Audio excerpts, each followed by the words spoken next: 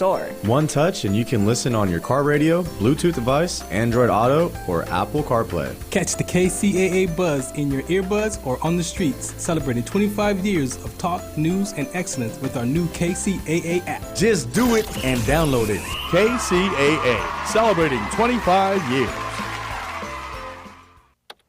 E-Digits. Lock them in for more information, recreation, and guaranteed fun. KCAA, 1050 AM.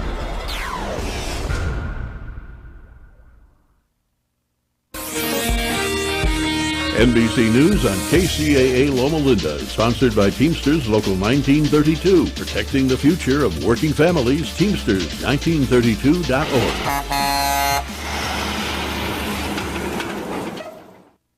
Oh, could this vintage store be any cuter? Right? And the best part? They accept Discover. Accept Discover? In a little place like this? I don't think so, Jennifer. Oh, yeah, huh? Discover's accepted where I like to shop. Come on, baby, get with the times. Right, so we shouldn't get the parachute pants? These are making a comeback. I think. Discover is accepted at 99% of places that take credit cards nationwide. Based on the February 2024 Nielsen report. NBC News Radio, I'm Lisa Taylor. There are 2 confirmed deaths, multiple injuries, and more than 1,000 structures damaged as wildfires continue to rage in Southern California. Los Angeles County Supervisor Lindsay Horvath said they hope conditions will start to improve. We are hoping that our conditions will be better than last night so we can actually deploy more of our aerial equipment. Overnight, we couldn't do that because the winds got to what were hurricane-like conditions. Officials are urging residents to evacuate when told to do so. The Eaton Fire near Pasadena has grown into the largest fire in the area, now burning more than 10,600 acres. 2 people have been killed in the blaze. The Palisades Fire erupted yesterday morning and has grown to over 5,000 acres and has destroyed around 1,000 structures. Meanwhile, the Hearst Fire has burned more than 500 acres north of San Fernando. Governor Gavin Newsom has deployed the National Guard to assist with the fires. Lisa Taylor, NBC News Radio. One of the best ways to build a healthier local economy is by shopping locally. Teamster Advantage is a shop local program started by Teamster Local 1932 that has brought together hundreds of locally owned businesses to provide discounts for residents who make shopping locally their priority.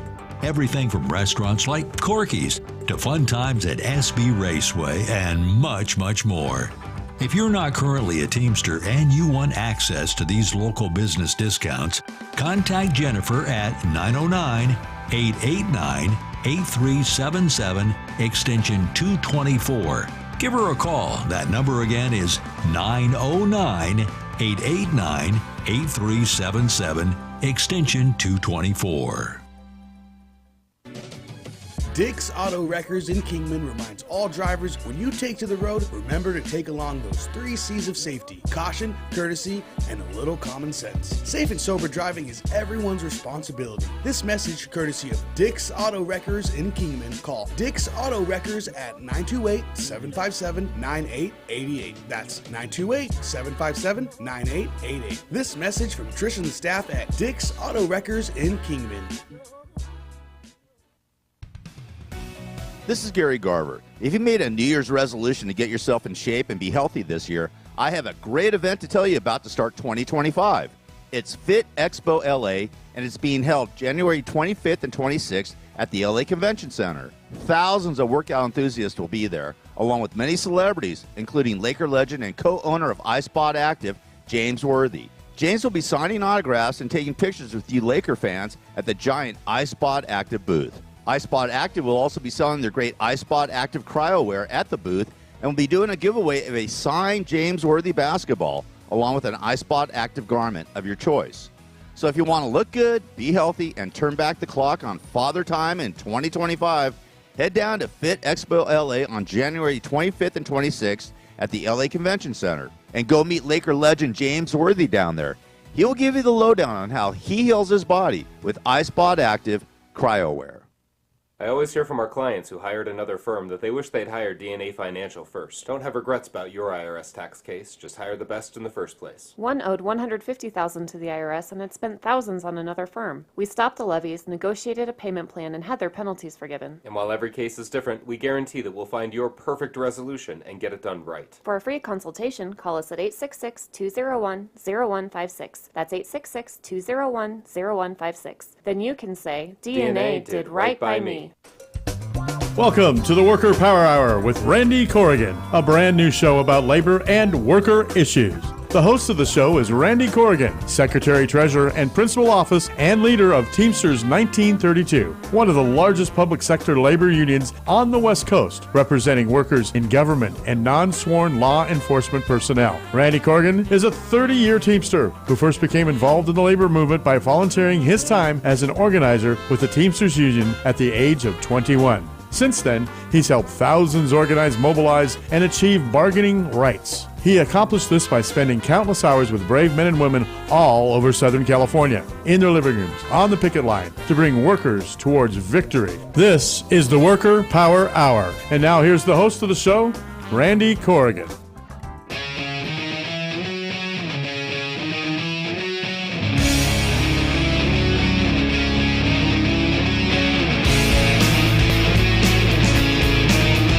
Randy Corrigan in the Worker Power Hour, KCAA 1050 AM, 106.5 FM. Teamsters 1932 Broadcast Network, live from San Bernardino, and we're back. Happy holidays, everybody. Good music out the gate. We should get lots of good ratings on that one. Lots of good reviews. Mark, great job. It's a new year. I hope everybody had a great holiday season, had a safe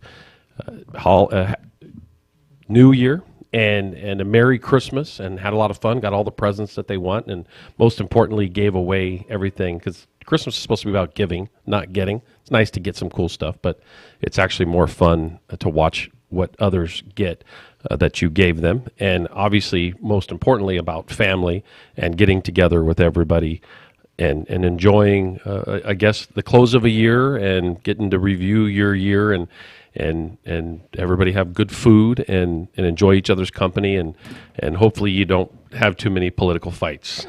But I know that happens sometimes. But hey, we all have to accept each other for who we are. And again, I hope everybody had a great holiday season. And we've been out for 2 weeks because our two shows actually fell on holidays, and that would have been Christmas Day and New Year's Day. And I really love doing the show, but my family probably would have had a problem with me doing the show on those actual days if I would have tried to pull that off. So I hope all of you had a great holiday season as well. I know I did.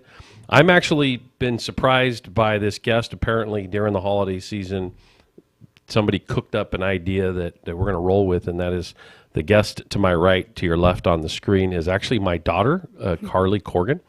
And apparently during the holidays, everybody cooked up an idea to get a special guest on here.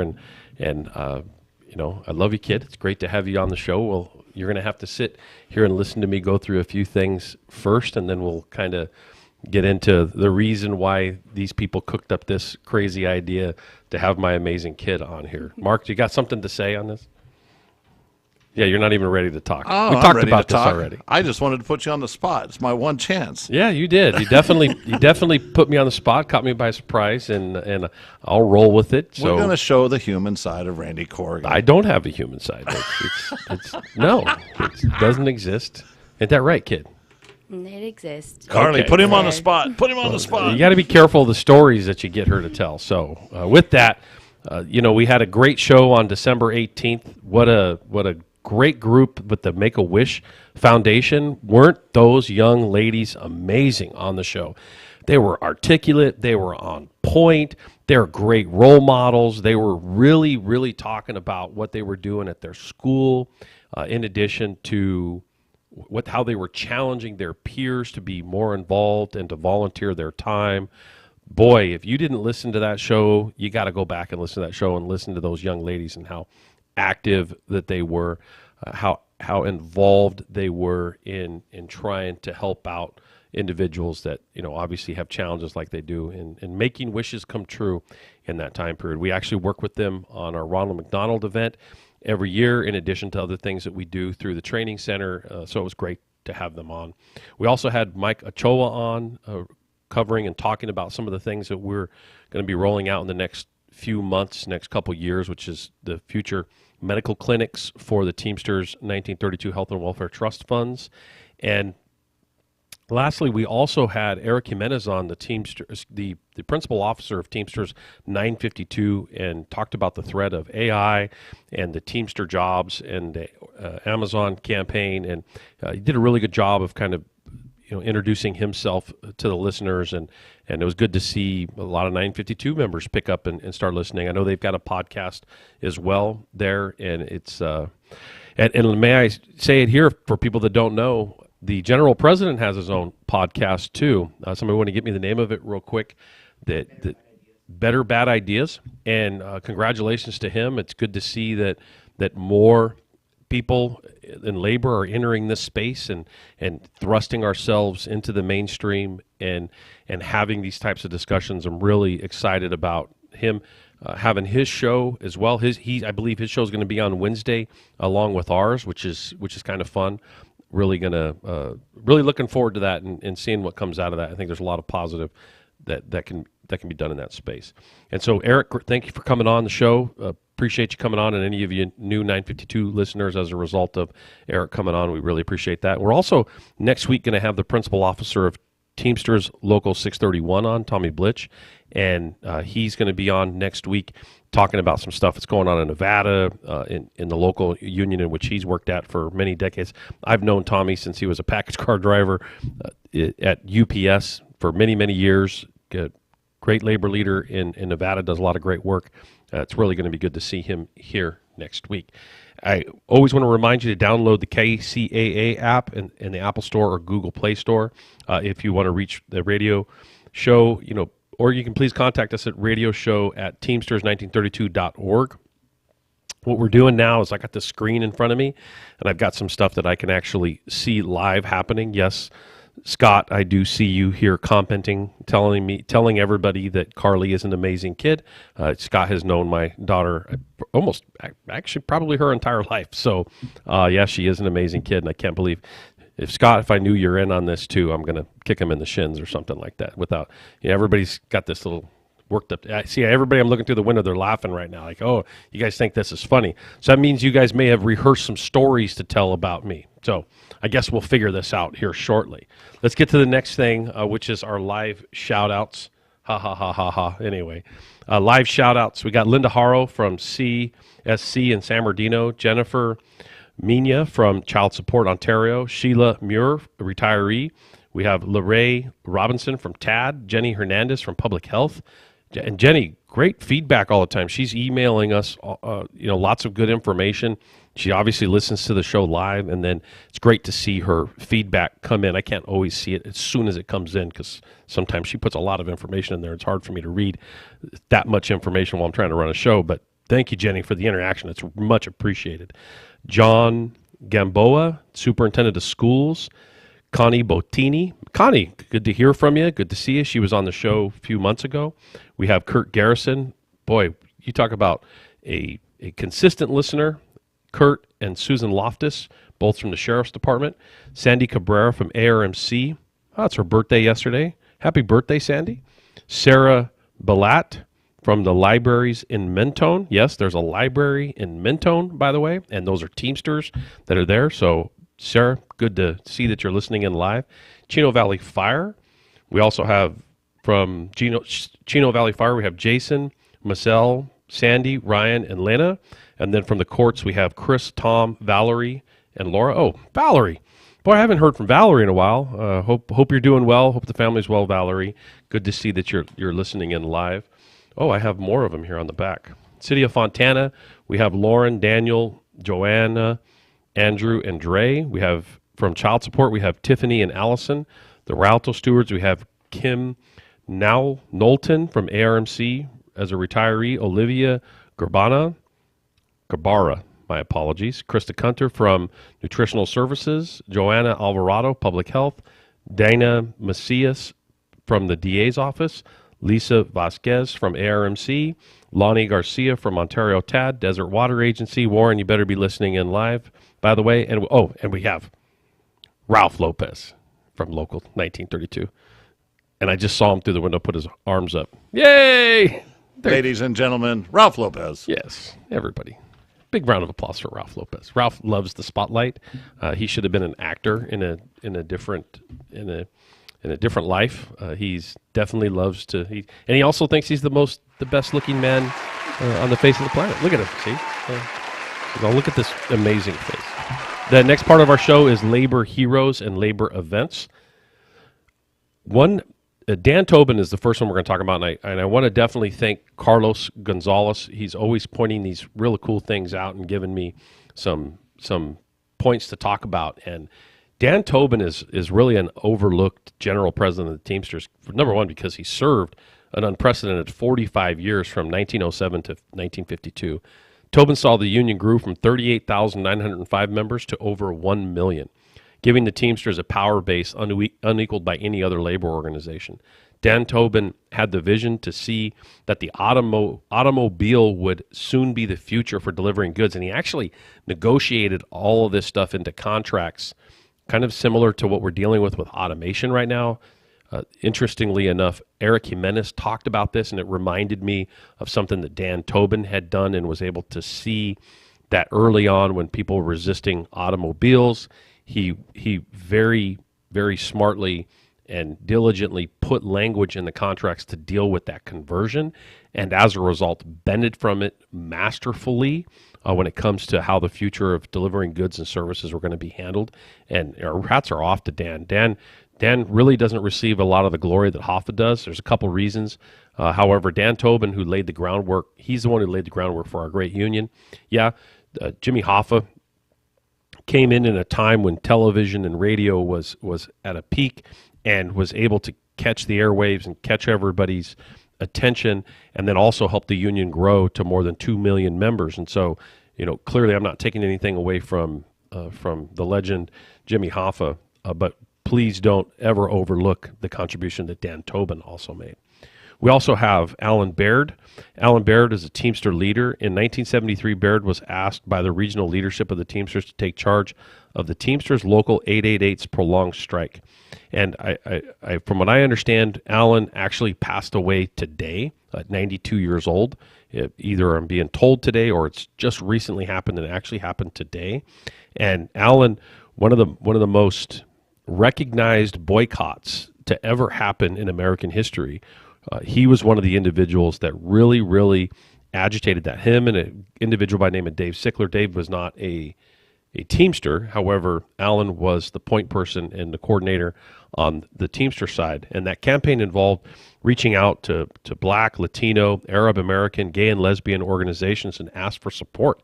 He, knocked on doors, built the right support, and, his effort proved to be a serious challenge, but he didn't give up. Instead, he built coalitions with the communities across the Bay Area, because that's where he came out. It was the Bay Area, using uncommon strategies such as advocating for affirmative action hiring program within the union.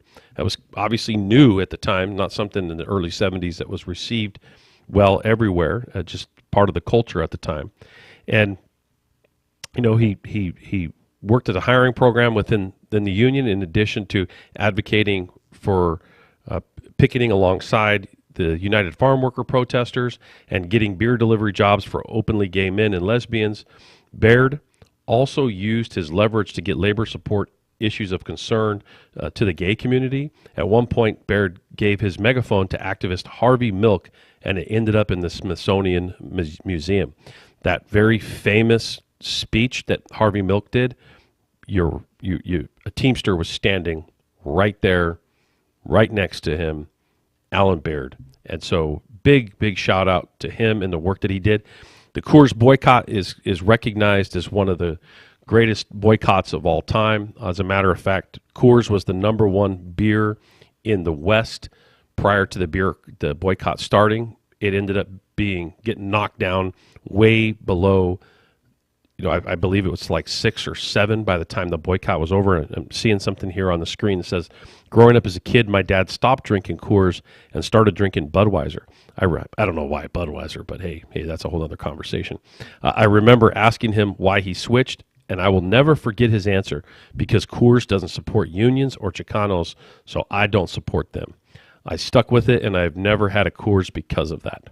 So anybody had any connection to the labor movement or civil rights movements or equal rights movements of that generation remembers the Coors boycott. As a matter of fact, every now and then you'll see an old truck or car go by, and you'll see boycott Coors sticker, and you know that car is pre-1985, and it was immensely successful and brought that corporation to their knees. Took a long time and a lot of work from a lot of people like Alan Baird. So kudos to you, Alan. Thank you, Carlos, for pointing that out. And the last one I want to point out as far as events and individuals is Teamsters after World War II. Teamster members did not hesitate to volunteer for service after the attack on Pearl Harbor, often going down in groups with other members from their locals to sign up together. They served in every branch of the military and armed forces, engaging in everything from building the Burma Road and implementing the Red Ball Express supply line in France to landing on the beaches of Normandy. Now remember, we were absolutely celebrated by Eisenhower, by electeds, by the presidents of the United States, because Teamsters took their expertise over to the war zone and taught everybody how to operate that heavy equipment, drive those vehicles. And it's easy to drive a this or drive a that. Oh no, it's not. Especially when you're driving in very difficult conditions on beaches, snow, having to deal with all the challenges.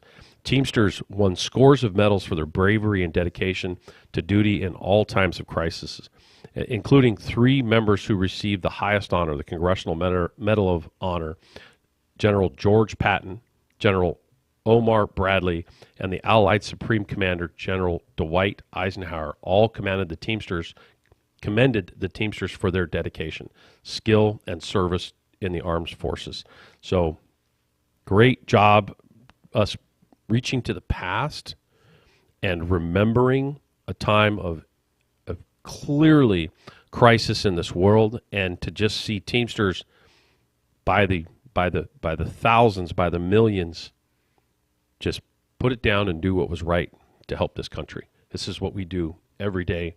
This is why we have this radio show. We have this radio show because we want to tell these stories, and we want to remind the general public and remind our members and everybody that's willing to listen that Teamsters are a good thing, that we're good for the community, that we connect small businesses and local elected officials in our Teamster Advantage program, or what we're doing with our training centers and all the schools and integration that we're having. What we're utilizing this program to do is to advertise it, talk about it, get everybody to hear what's going on. And typically the next part of my show is a Teamster Advantage partner, and what we're going to do this week is actually I'm going to read a bio, and this is for Surfer Joe's. Surfer Joe's here in San Bernardino, we use them all the time here at the local union, and I'm really proud of the Teamster Advantage program because we've built a network of more than 1,000 small businesses along with the 26 Chamber of Commerces that we participate in, and we've created this space where we encourage thousands, tens of thousands of our members to participate and utilize these small businesses to make sure that the money stays within the local economy. And it's much better to go to Surfer Joe's to get a sandwich than it is to, let's say, a Subway or one of these huge big chains that the money goes out of the large economy. Jersey Mike's and some of the other ones are slightly different because a lot of times they're owned by a local proprietor. And so we do have some of the bigger chains in our system because a local proprietor owns the actual location. So that does keep, obviously, the money more so in the local economy. Some of it moves out, but it's obviously a lot better than a corporate-owned store. And so we're excited to welcome Surfer Joe's Pizza for over 34 years. They've been serving up fresh, delicious meals, and we're proud to now call Redlands our home. Apparently, they're in Redlands now, too. And so I know they've been in San Bernardino since 1991 or even longer. But Surfer Joe's has been a beloved part of the community, and we're committed to continuing that tradition with every dish they serve. The owner, Mike, brings over 20 years of experience and passion for creating memorable dining experiences. At Surfer Joe's, we take pride. They take pride in offering something for everyone. So now what I'm doing is I'm actually reading this promo, and I've got to do the difference between it being third person or them. And this is where the rookie status, a longtime organizer, first-time radio host comes in. Did anybody pick up on this, Mark? You're doing great. I don't know, man. I don't know. No, you're doing great. My daughter's sitting over here kind of looking at me with one eye. Is it getting hot in there? Is It it sweaty? is. It's starting to A get little rough. sweaty over there? Anyway, back to Surfer Joe's. That fresh baked bread sandwiches stacked with premium meats and their signature veggie mix for a flavor-packed bite. A variety of pizzas and pastas. Yeah, their pizza's really good. I haven't had much of their pasta, but I know their pizzas are good. Sides made with only the freshest ingredients. Vegan options crafted with care for those seeking plant-based delights. Catering services to make any event delicious and stress-free. As a special thank you to our hard-working Teamsters, we're offering an exclusive promo, $10 and $5 beers. Yeah, how do you beat that? A perfect way to relax after a long day. And they're now in Redlands. Do we have an address on that? I don't see it on this here. Their hours are Monday and Tuesday, 11 a.m. to 4 p.m., and Wednesday through Friday, 11 a.m. to 8 p.m. They're ready to satisfy your cravings. Visit them in person or order online at ordersurferjoespizza.com. We promise a dining experience filled with fresh flavors, friendly service, and a taste of tradition that you won't forget. Come taste the love and dedication that made Surfer Joe's Pizza a community favorite for decades. We look forward to seeing you soon.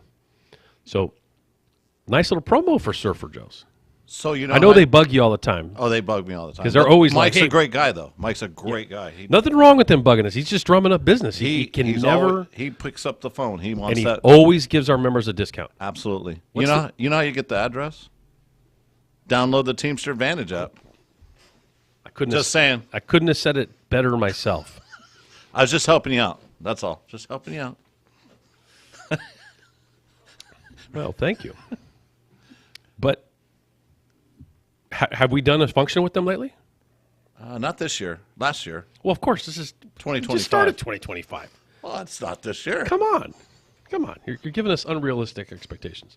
If you notice, I'm delaying here because I'm trying not to get any stories told about with my daughter sitting right next to me. Carly's waiting patiently. I know. She kicked me twice under the table here. I'm going to let her take it away. All right, so I got all kinds of news and it's a bunch of stuff here to talk about. But I think I'm gonna have you on here first, seeing that you guys. I don't know you. We conspired. Yes, we did. You conspired. We That's conspired. the word. You conspired over Christmas. Were you in on this, Robert? No. See how fast he denied that. Did you see how he lied right on air? That's live, Robert. That is live. All right, Carly, what are you doing on the show? I'm mostly just here to talk about how proud we are of you. You know, coming from everybody in the family. Definitely Does me. the whole family know you're on the show and I'm the last to find out?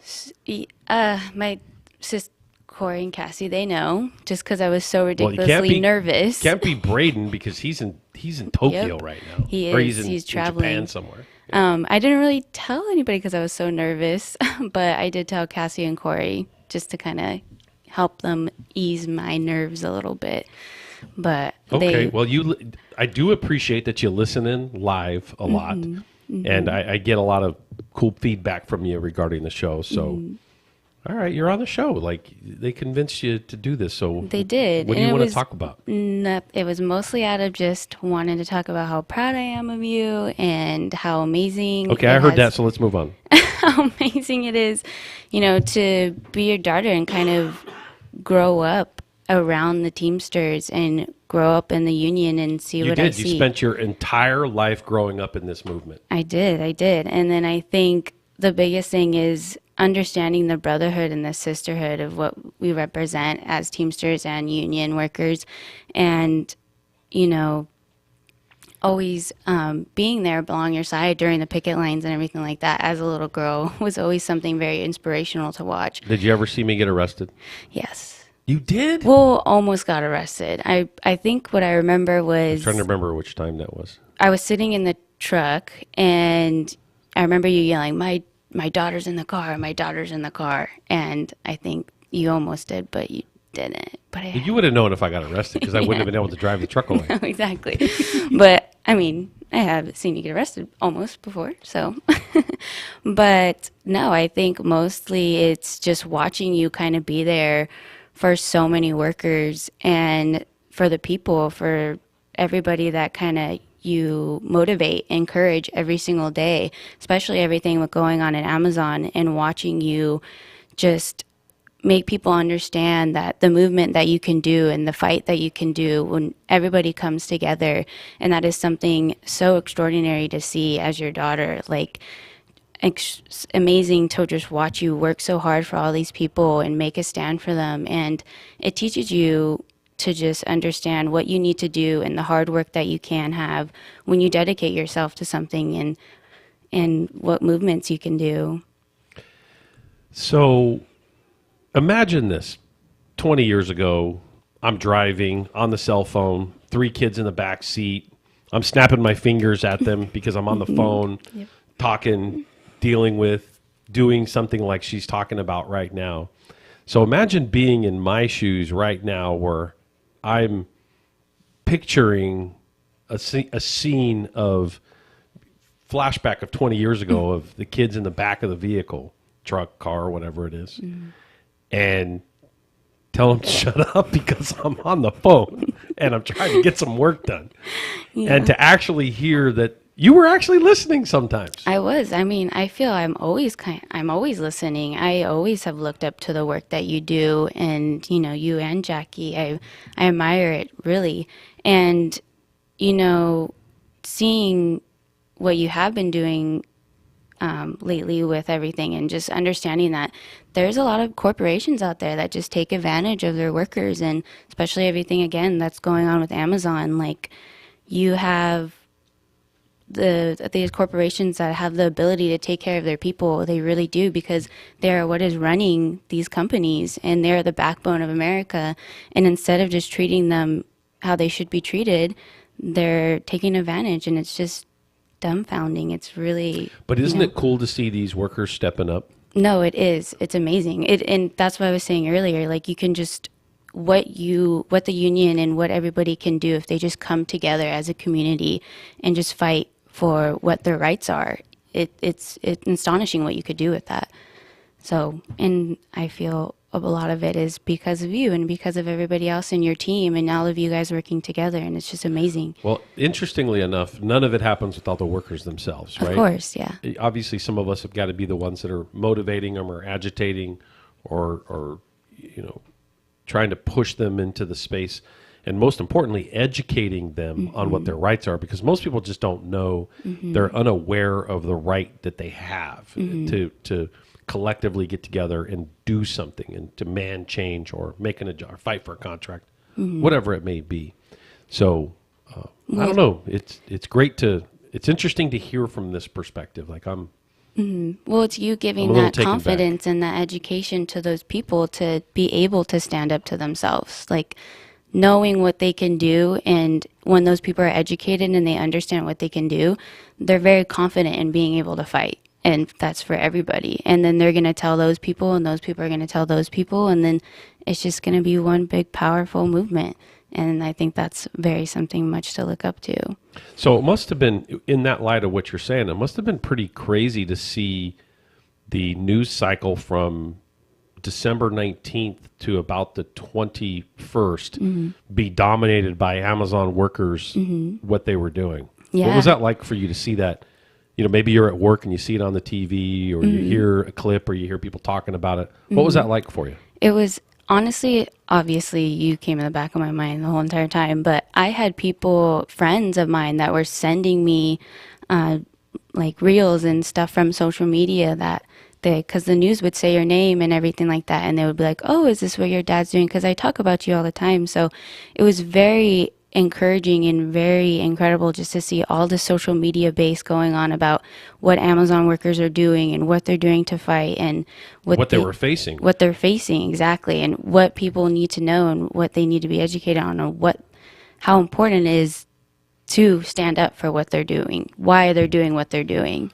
So somebody on the board here, great to hear how your daughter appreciates the work you and Jackie do on a daily basis. Yes, that is great very to much. hear. I even went on a little, I mean, I used to go with you to work all the time, but I went with Jackie the other day, and I was just, oh my gosh. You guys are so busy, and that's why I always try to do my best to be there for you guys, I think. Well, I do have to say this. I'll say this on the air, and it's for everybody to know for forever, and that is, as a kid, I'm obviously trying to manage being a father and all the different things. You made life for me a lot easier maybe than some of your siblings, because you never missed the bus. You were always on time. You had perfect attendance at school. I never had to wake you up. Literally, in your entire time of junior high and high school, people may not believe this. It's an absolute true fact. I never had to wake her up one time or take her to school because she missed the bus.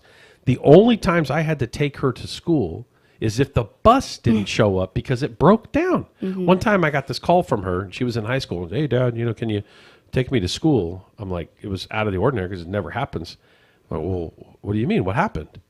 Well, the bus broke down, so they're actually going to have to, we all have to figure out how to get. Oh, no problem. Like, what kid has got that track record? So there should be a big round of applause for that, because what that did is that made my life easier while I'm kind of trying to do all this stuff as a, that's part of my job, right? I got to do work. Of course. And if I got to chase you around. Well, and I actually remember the first time, because you used to always wake me up in the mornings. And then I remember the first time I woke up and you were like, whoa, what are you doing up? And I don't know, I think in my head. From that point on, I never had to wake you up again. again. From that point on, you never had to wake me up. But in my head, I was like, I don't need my dad waking me up every morning. I can do it myself. And I was all, that's one less thing that he needs to get up for. See? Exactly. This could be a lesson to other kids in America. Don't have your parents wake you up. Robert, what do you think?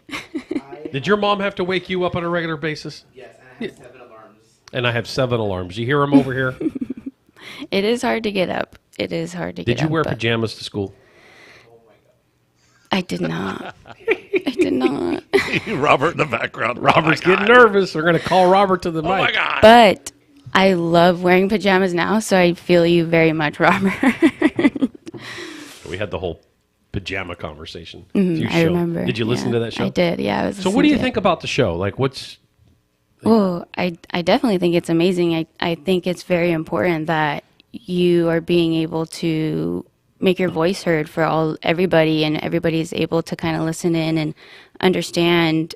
See, but I'm not trying to do this for promotion of myself, for Randy Corrigan. I'm not like, I want everybody to know who Randy Corrigan is. Like, that's not why I'm doing it. Well, I think you're doing it for everybody to be educated on what's going on.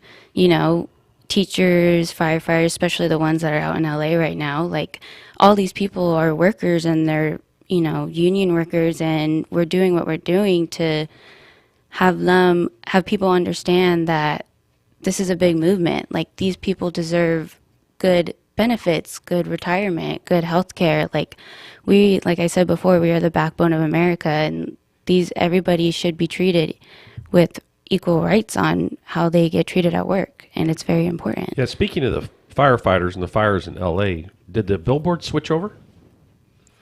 Do you want to tell me real quick what that reads? We actually just switched all of our billboards to thank the public employees that are making sure that those fire services that are happening right now, that are needy in those various areas, if you haven't seen the billboard yet, it says Teamsters Local 1932, thank you to all public employees fighting these fires. Frontline, first responders, dispatchers, all public works and firefighters. Remember, our public works members, they're clearing roads.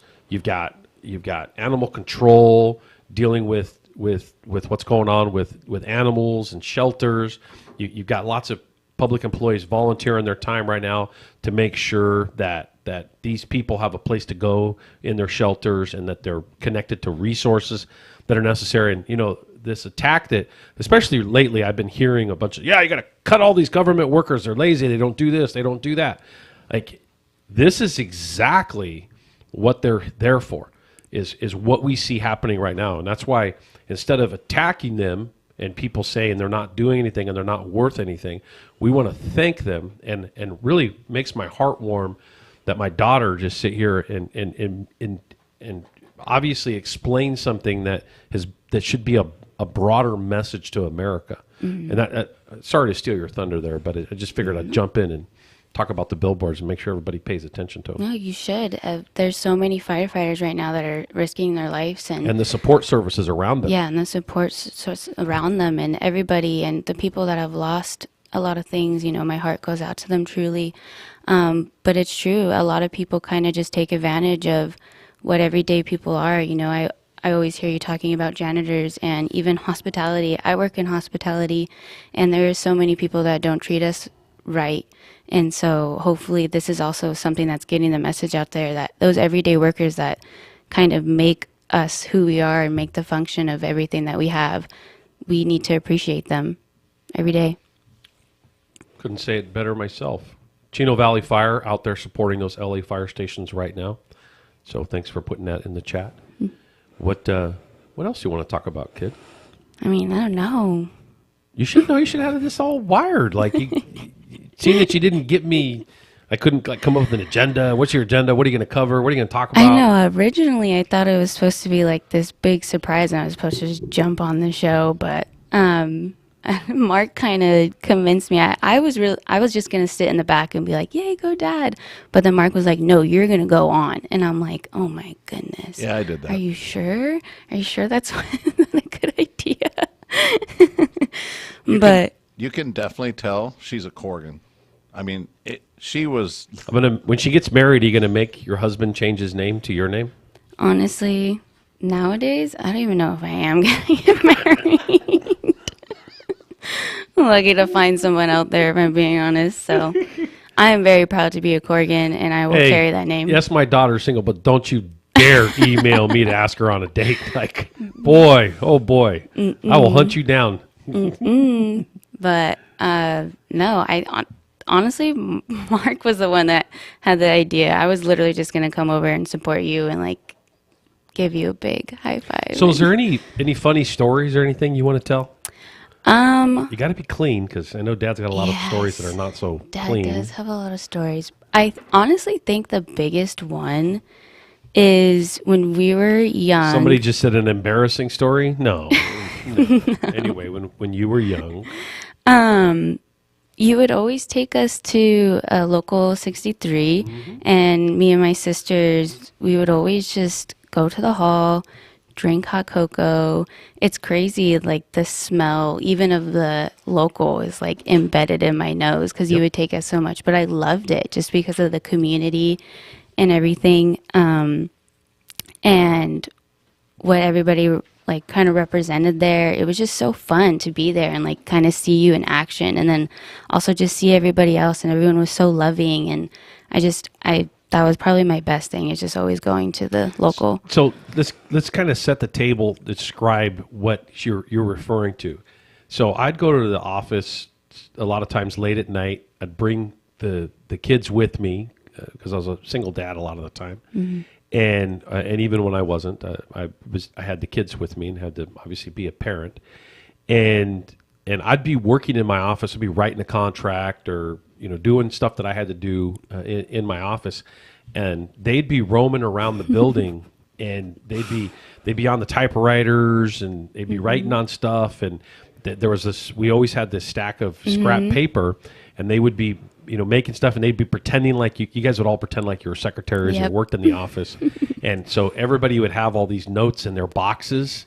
You guys would drop notes in the boxes. And then one time I walked out in the hall, and your sister Corey had the gavel in her hand, and she was smacking the gavel like she was running a meeting at the front of the meeting. Man, I about fell out laughing when I was like, oh my goodness, what have we turned them into? And you guys had a great old time running around the building. And you would always ask, "Are we going to go to your work, Dad?" Like, Mhm. like you didn't mind. Mm-mm. Like it was like you guys had a good time in that space, even though it Mhm. was like an office environment. There were no toys. It was a playground, Yeah, you honestly. turned it into a It was playground. a playground for us. We were able to use our imagination, and then everybody there was just so fun. And the hot cocoa was always the plus. Very true. When I was younger. The best hot cocoa. Farmer Brothers hot cocoa. Mhm. Union Farmer Brothers hot cocoa. You push the button, bzzz, remember, and it'd Yep. foam it up and it'd come out and it'd be all nice and hot cocoa-y. The best. It really was. Okay, so I'm getting this pounding here of first of all, I got someone saying, I'm loving the show with your daughter. She's amazing. Hmm. Embarrassing story. Has to be an embarrassing dad story. Randy always asks for a funny story. It's important that it's an embarrassing story. Now, the cool thing is Mark, you work for me, and you have your finger near the dump button. So if it's a story I don't want told, I can cut it out real quick. My finger is on the button. All right. Do you have a funny story? I Do you have an mean, embarrassing story? I No, think I don't want to hear an embarrassing story. it's not Don't really listen to this. embarrassing. I would say more. I mean, there have been a lot of funny moments. I would say there was one time when me and Braden were outside playing on the ripstick, you know, and you were trying to show us up, like, oh, I on the can do ripstick? this. Oh, yeah, I can do geez, I this. remember Don't this. worry. Like, I got this. And I was all, okay, Dad, like, are you sure you want to do this? Because it requires a lot of balance. And This was it's- at 63, right out in front of the hall? no, this was in front of the house, the Oh, at the Boma house. house. Oh, okay. Mhm. And you got on, and like 2 seconds later, after talking all this high and mighty, you fell right down, bam, super hard. And I was all, oh my God, are you okay? So it was really interesting to see this big man just, boom, fall to the floor. I think probably that was the first one that came up to mind. I mean, I have a whole bunch of other ones, but best not to say it on the air. But he is a very fast runner, that's for sure. He can outrun all of us. Yeah. Your brothers learned that the hard way, didn't Yes, they did. Hmm. they? Every one of them challenged me at some point to either run or swim or do something, some physical Yep. exercise. And It just the never. old man. Yep, The old you man always beat surprised us. him. I think I always like to pretend that I could beat you up still, but She tries. Now I she's tried. like this, doing all this crazy kickboxing and Muay Thai. Muay Thai, and you know, your dad knows the way around the ring a little too. Mhm, And I so know. I'll go it's- throw him some punches and he'll be like, yeah, no. I let her get a couple in, and then I go, no, this got to stop. It's worth a shot. It's worth a shot. But you're starting to hit really hard. Yeah. You can tell I the mean, training's coming in. It's muscle and it's training and it's just dedication. So we'll see how it goes. Hopefully one day I can be in a ring. But I don't know. We'll see. Are you actually training to be in there? You're gonna try to compete? I mean, that's a goal. That's one of my goals for this year is to be able to get enough training to just be able to do one little fight, you know? But we'll see what happens. The apple doesn't fall far from the tree. I swear I'm a very gentle, nice person, but I think it's just She nice is. to That's get what's a some trip punching for me. out. It's a trip for me to see you kind of in this sport Hmm. because you've always, it just kind of doesn't match your. Apparently, she's been bottled up this whole time. I didn't know Supposed she to was beat people training. up. It's amazing. It does feel amazing. I have an amazing trainer too, and she's just been so helpful. And honestly, you're able to just get so much out. You work out, you get your you get your anger out, you get emotional, mental, everything is just it's very helpful and I love it. And it's encouraging to kind of just see other fighters and I'm like, okay, maybe I can do this. So we'll see. All right. So, I still keep getting hit on an embarrassing story, but I mean, I can't really think of any crazy embarrassing Mark, is there anything stories. you wanted to see come out of this crazy idea when you started it? It's already come out. It's come happened out already? perfect. Has it? Yeah, it's cool. This is good stuff over here because it's going exactly how I saw it. Oh, good. Oh, good. I'm sweating. I don't know how you do this all the time. I'm like, yeah, it gives you a deeper respect. You know, like I get all these people, oh, no big deal, you run a podcast. I'm like, no, it's a live radio show. Yeah. Like, easy, buddy. Easy. Yeah. It's funny because when I do the podcast now, I actually have a harder time doing the podcast. I feel like I got to have the pressure of rolling without an error to be more. I feel like I stumble more when I'm doing something that could be edited. Interesting. I feel like I'm stumbling so Not at all. You're doing great. No, you're rolling really good. So I don't have know. to have her fill in for me when I'm out. Oh no! This be so much water on the floor from me being so sweaty. Like there's no way I could accomplish that. So that's why I tip my hat off to you to be able to do this every Wednesday at 2:00. See, she can do the promo for us. She didn't Listen even to have my to be dad coached. every Wednesday at 2:00. She jumped right in there. Every day or every Wednesday, 2:00. 2 to 4. Well, is there anything you want to say? Before we wrap up this part of the show, I really, kid, I love you. I really appreciate you coming on, and obviously for all of my kids that are listening right now, I love you all. And if you guys are trying to make me more human, okay, whatever. Like, I guess you succeeded at it. Yes, I have kids. Yes, I'm married. Yes, I have a life. I try to, and I think we showed a success today, Randy. And there's a human side to me. I mean, I don't. You make me feel like when I'm at work, I don't seem human. When am I this mean ogre running around doing all this crazy stuff? Or I think we saw a really big success in your life today. Well, I am proud of you. I'm proud of what you. I'm proud of all of you. Like, I'm amazed. Well, we're all as crazy as your father is to actually have your kids somewhat decent, let alone being really good. Yeah, it worked out. Yeah. Well, I mean, we're all very proud of you, and also, I mean, we can take from you. You've taught us so much hard work, and you were able to pass that on to us, and hopefully, we can pass that on to our kids. And because of that, we know how to work hard and dedicate ourselves to something when we truly see something that we want. And I mean, I'm definitely speaking for all of us, all siblings, all 9 of them. All 9 of them. That is right. And that's amazing. And for those of you who don't know, yes, she has 8 siblings, 9 total, and lots of funny stories. I mean, we could almost do a whole show where we just bring them on and have them tell funny stories. But we won't do that. We'd have to have that on a non-AM FM radio. Remember, this is KCAA 1050 AM 106.5 FM. It's the Teamsters 1932 Broadcast Network. Have to do the station ID every now and then, right? It helps. People need to know what they're listening to, right? Right. So I'm going to talk a little bit about the news in a minute. With all this Amazon stuff that you obviously witnessed firsthand, it was interesting. Do you have the name, Robert? Do you have the name of that? Was it Joe Allen or something like that? What was that guy's name? Okay.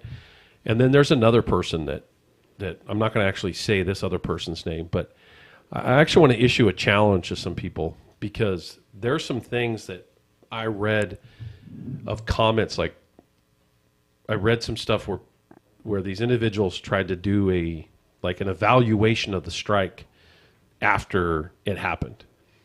And I'm like scratching my head at these individuals that are issuing an opinion about these workers and Amazon workers that did what they did from December 19th through December 24th.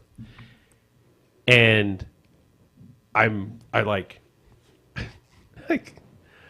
it's so bad. You got to look and go, first of all, who are you to even judge it? Number one, who are you to judge it? And some of the comments that were made and some of the subjects, amazingly, from some very so-called militant leftist.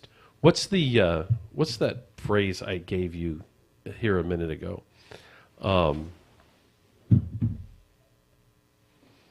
The so-called militant leftist labor is a bunch of patsies for a broken bureaucracy. What do I mean by that?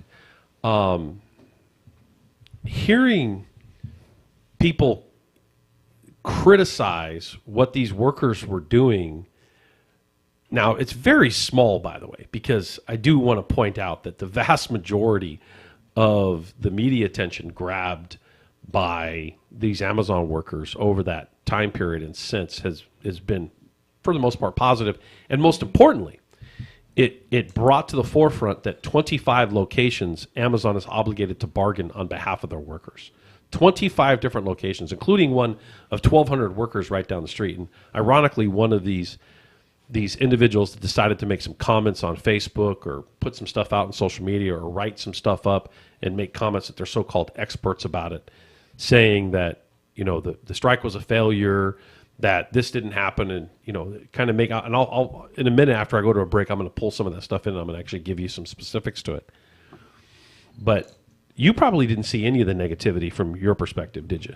No, I didn't see any negativity at all. Which means it was a success for the workers. Mm-hmm. If you, from your vantage point, as somebody who's working every day and you're seeing it on the news, you just kind of, what is it that you saw? Obviously, you said you're a server. You work as a server, Mm-hmm. and you're obviously in the restaurant industry, right? So what was the tone of what you saw from your perspective these workers were doing? I mean, they were just standing up for what they deserve. I mean, like I said before, Amazon is a large, extremely big corporation, and they could be able to afford to take care of their employees that Boom, exactly. work right every there. day. So why not? I mean, it's common sense. Why not just take care of your people? Like, they're the ones that are running your company. So millions of people were able to now view firsthand on their screen, on their TV screen or on their radio or through their media outlets, understanding that workers at Amazon, one of the most successful companies on the face of the planet, are struggling to get by, and that Amazon doesn't recognize them as employees, or they're not paying them right, or they're not giving them benefits, and all the different scenarios and situations depending on each of those areas.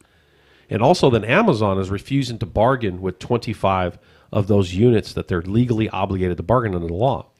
And so to actually, and I'll dive into a little bit deeper at the other side of the break as to some of the legal pieces to this, like the significance of what these workers did in that time period is tells me that you got the message as just an average listener. I mean, not the average listener, because you actually know, your dad is who your dad is.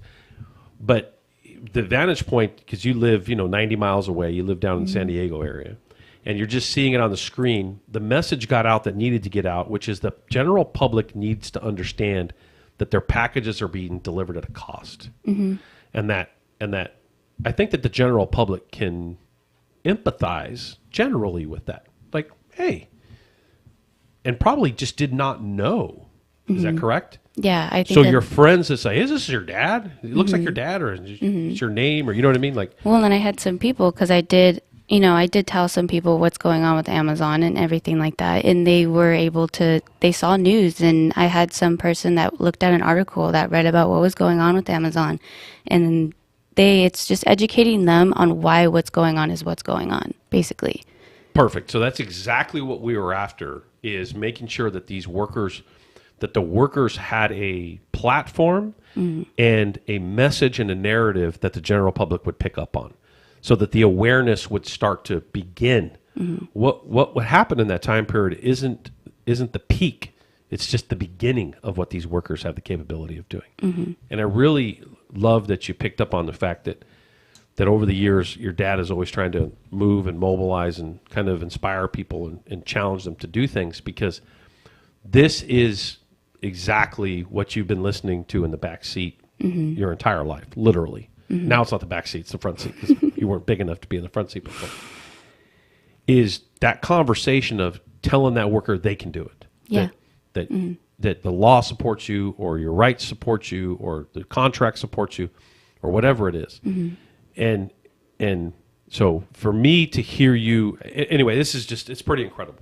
It's amazing to hear that the message got through, and shame on those negative Nellies that say some of the stuff that they say, because you know what, if you're one of those people that think that it wasn't a success story, come right on this show, sit right here in this seat, and man, I would love to have that debate in front of everybody. Good luck. In front of everybody. Let's have the debate. Some of you, I'm not going to tell the name. How much time do I got, Mark? 2 minutes? 3 minutes? I'm not going to say the names because what I'm not going to do is I'm not going to give you the platform without you earning it. And the only way you're going to get that platform is to come on here, and then we'll talk about who you are. I'm going to talk about some of the things that you said and the comments that you made that really upset a lot of people that are actually in the fight, the workers themselves. Mm-hmm. If your goal is to try to demoralize workers, and ironically, as much as you claim to be a labor advocate or a militant or whatever it is, you're actually repeating corporate America's message by saying some of the things that you said. And by saying, oh, this was just a big dog and pony show. This was, it was this, it was that. And again, I'm going to get into those specific comments that were made in a few minutes. But I want to issue you a challenge. Come on the show, and I'm not going to say who you are because I don't want people Googling you or looking you up on Facebook or looking at you somewhere in this information and finding you and giving you any platform or light that you don't deserve. Because speaking negatively about the situation that these workers are doing right now is just kind of is disgusting. With that, I'm going to switch over to a break here in a minute. This is Randy Corrigan, KCAA, 1050 AM, 106.5 FM, the Worker Power Hour, Teamsters 1932 Broadcast Network. Don't forget, I'm a longtime organizer, first-time radio host, and longtime father. Mm-hmm. Don't forget that. Mark, take it away. Take us to the mandatory break. NBC News on KCAA Loma Linda is sponsored by Teamsters Local 1932, protecting the future of working families. Teamsters1932.org.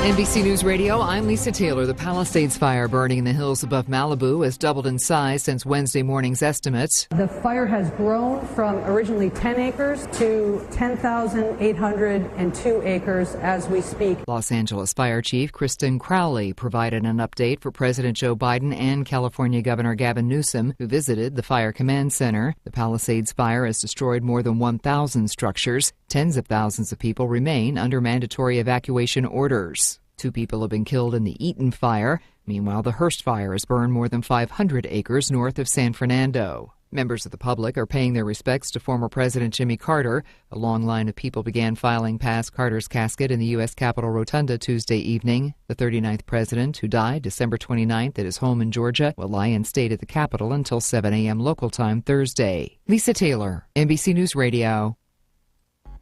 Are you looking for a good union job? The Inland Empire's 14,000-member-strong Teamsters Local 1932 has opened a training center to get working people trained and placed in open positions in public service clerical work and in jobs in the logistics industry. This is a new opportunity to advance your career and raise standards across the region. Visit 1932trainingcenter.org to enroll today. That's 1932trainingcenter.org. Meet Barkley. When Barkley smells gas, he leaves fast. When Barkley hears hissing coming from a gas appliance, he leaves fast. When Barkley sees dirt or water shooting from the ground, he leaves fast. Barkley then calls 911 and Southwest Gas from a safe location. Did that dog just grab a phone and dial 911? Gas lines can be buried anywhere, so remember to call 911 and Southwest Gas.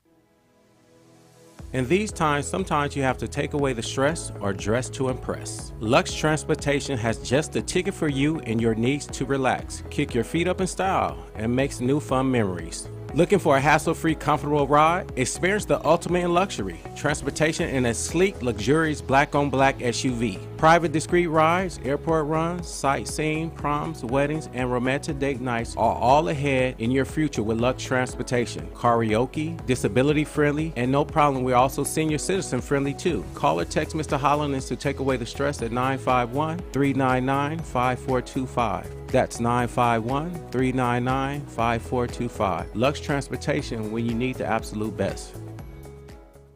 You've eaten lots of great food and not so great food at restaurants. Cowboy Burgers in Fontana and now on Arlington and Riverside will fast become one of your favorites. With their delicious, mouth-watering burgers, and breakfast burritos. Cowboy Burgers and Barbecue also serves fantastic smoked barbecue baby back ribs, tri-tip, chicken, pulled pork sandwiches, as well as lunch and dinner plates. Everything is made from scratch, including their delicious side dishes like coleslaw, potato salad, barbecue beans, and much, much more. Check out their rich, decadent chocolate brownies. Hi, I'm food critic Alan Borgen, and you can dine in, take food out, or have them cater your next special event. I highly recommend Cowboy Burgers and Barbecue at their new location at 5573 Arlington Avenue in Riverside. Just look them up on the internet. That's Cowboy Burgers and Barbecue. Happy eating! And perfect for the holidays, Cowboy Burgers and Barbecue is also available for catering. That's Cowboy Burgers and Barbecue in Fontana and now in Riverside on Arlington. Welcome to the Worker Power Hour with Randy Corrigan, a brand new show about labor and worker issues. The host of the show is Randy Corrigan, Secretary Treasurer and Principal Office and leader of Teamsters 1932, one of the largest public sector labor unions on the West Coast, representing workers in government and non-sworn law enforcement personnel. Randy Corrigan is a 30-year Teamster who first became involved in the labor movement by volunteering his time as an organizer with the Teamsters Union at the age of 21. Since then, he's helped thousands organize, mobilize, and achieve bargaining rights. He accomplished this by spending countless hours with brave men and women all over Southern California, in their living rooms, on the picket line, to bring workers towards victory. This is the Worker Power Hour. And now here's the host of the show, Randy Corrigan.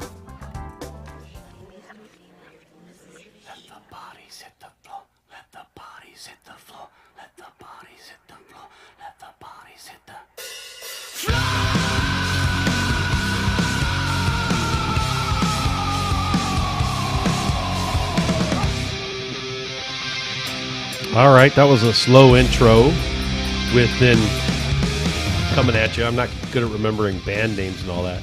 Randy Corrigan, the Worker Power Hour, KCAA 1050 AM, 106.5 FM, and the Teamsters 1932 Broadcast Network, live from San Bernardino. Longtime organizer, first-time radio host. Boy, that was pretty amazing having my daughter on. Matter of fact, you know what? I another one of my kids, you guys are going to laugh. I got a text, and okay, Carly is the favorite. It's been said on the air. I did not say that. If you're listening still, and oh yeah, they're listening still. If you're listening still, I never said that she was the favorite. I just said I really appreciated what she did in that specific situation. Row, Raggy. Uh-oh, right. No. Row. And this is all in good fun too. I'm assuming. So good to see some of the other kids were actually listening. And then oh, nice. I just got a picture from. I hope my girls have the same stories. Yeah, a picture of one of Carlos's girls in the office working on the computer. Yes, it's great to have. It's great. It's. Man, I used to have so much fun just kind of watching them as I'm working, watching them have fun in the office and just make do, you know? Like I didn't put a movie on. I didn't let them bring a bunch of toys. That was the greatest thing for kids was to go to Dad's work. Yeah. My kids went down to 63 all the time. My mom would take them down there when she babysat them, and they would go run around the hall. Mm-hmm.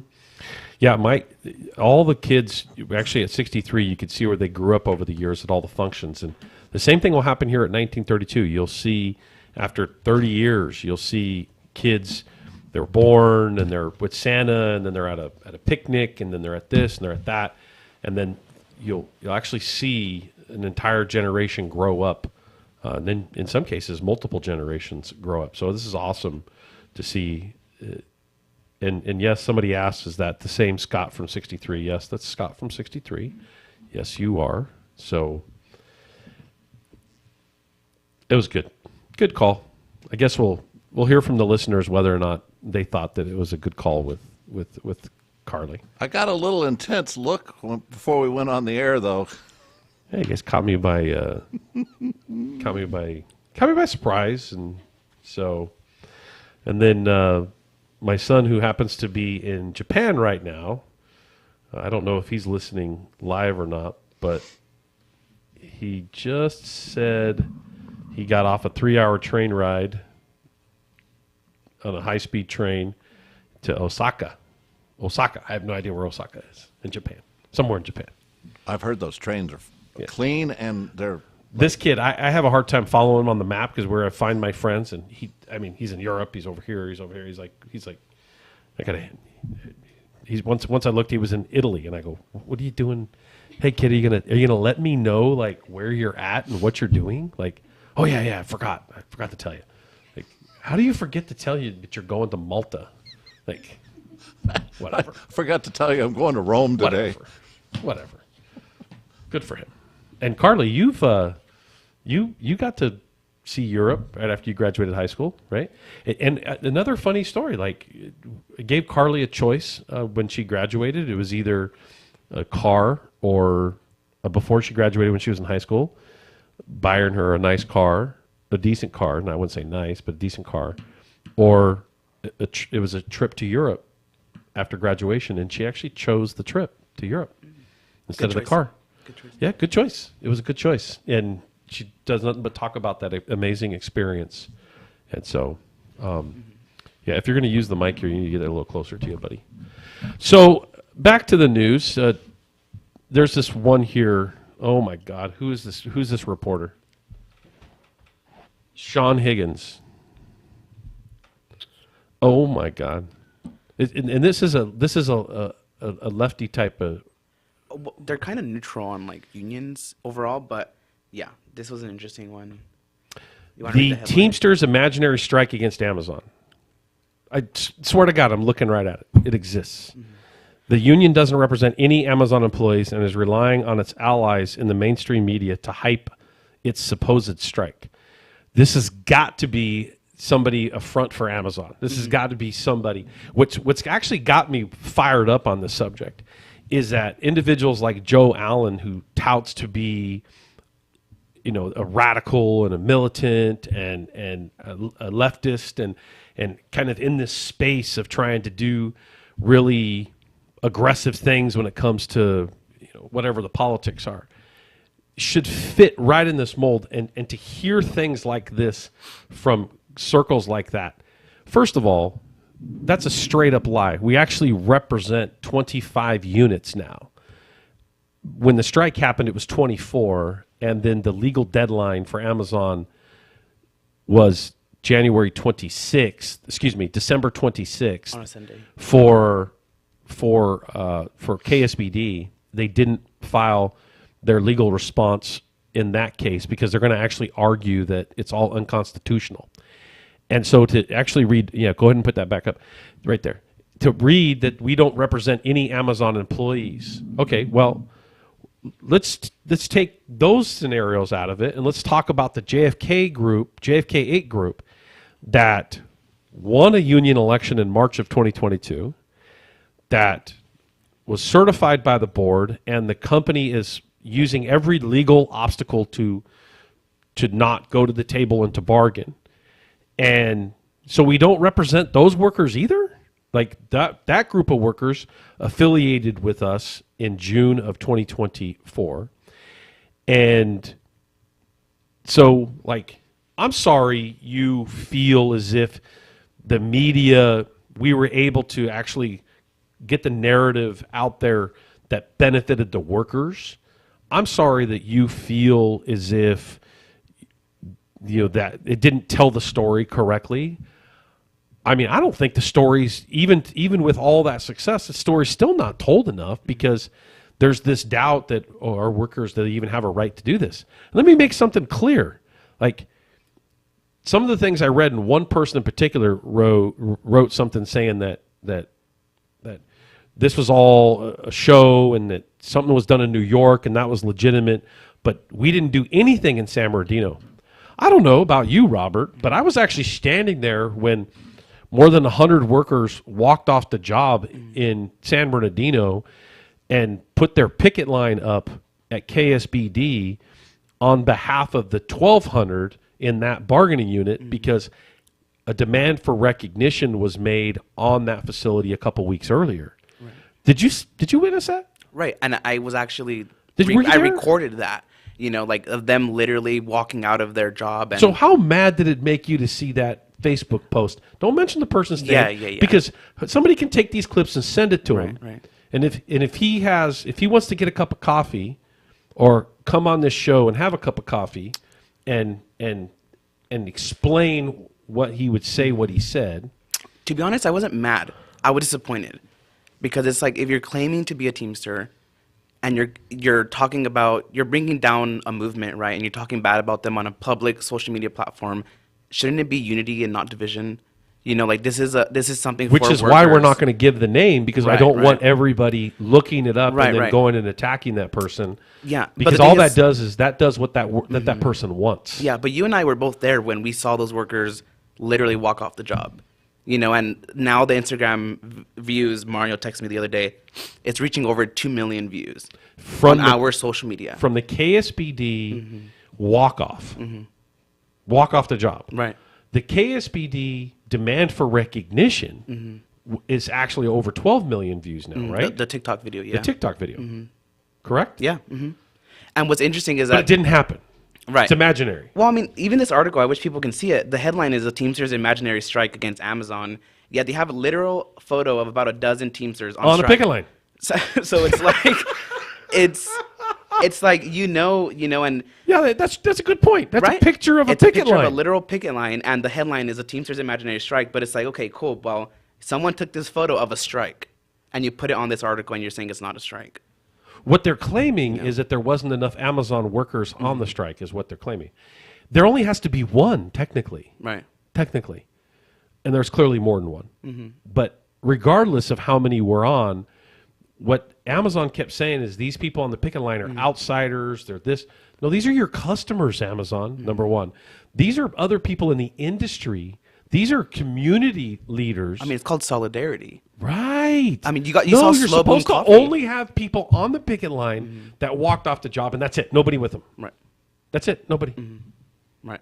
You saw, small shops like Slow Boom Coffee and Redlands come and support KSBD workers when they walked off the job. They brought free coffee, they brought food, they brought pastries, and it's like, I'm sure we've all ordered on Amazon they're before, outsiders. right? But they're outsiders and they're this and that. But yeah, and it's funny because we really dominated the media in this imaginary quote unquote strike, right? We dominated the media. Social media everything was in our favor, to the point where it was a Wednesday night before everything kicked off, and I got a phone call from IBT comms people, and they were like, everything's about to kick off. You had to be a point of contact for press for Randy down there.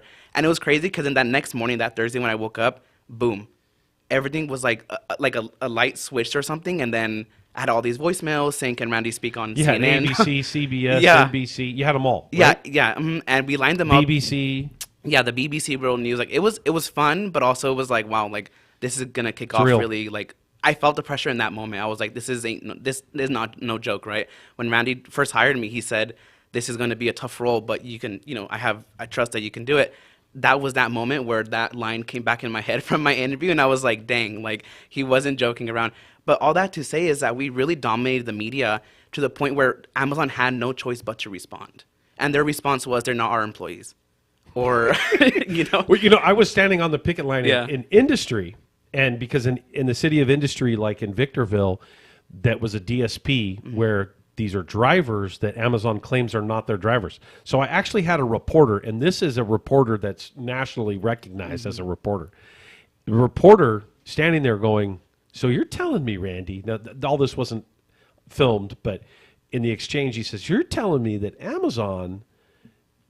these are Amazon saying these are not their employees, but they're driving an Amazon van, they're in an Amazon uniform, they have Amazon equipment, everything looks Amazon, they're driving out of an Amazon building. Right. It all looks like Amazon. How is it? He actually asked me, Randy, how is it that they're claiming that they're not their employees? I said, that would be a good question for you to have of them, wouldn't it? Isn't that incredible? And so then I gave him the legal sort of breakdown of it, and he went, oh my God, that's so basically what they're trying to do is just completely dump responsibility. You were going to say something, Mark? Walks like a duck, talks like a duck. right? You know, and here's the example that reporter gave me. I thought was a great example. He's like, you know, it's interesting. He's obviously he's a national reporter, and he's like, that's like being in another country and there being like a war, or there being troops on the ground, and there's a contractor that is doing some of the work for the United States government there, and they have American tanks, they have American uniforms, they have American equipment, and then saying and claiming those are not Americans. I looked at him and I go, you get it. How come they don't? Well, I mean, it's disrespectful to the workers, right? Like, I don't know if you saw it in the news. I don't think you mentioned it earlier, but Samsung is in the same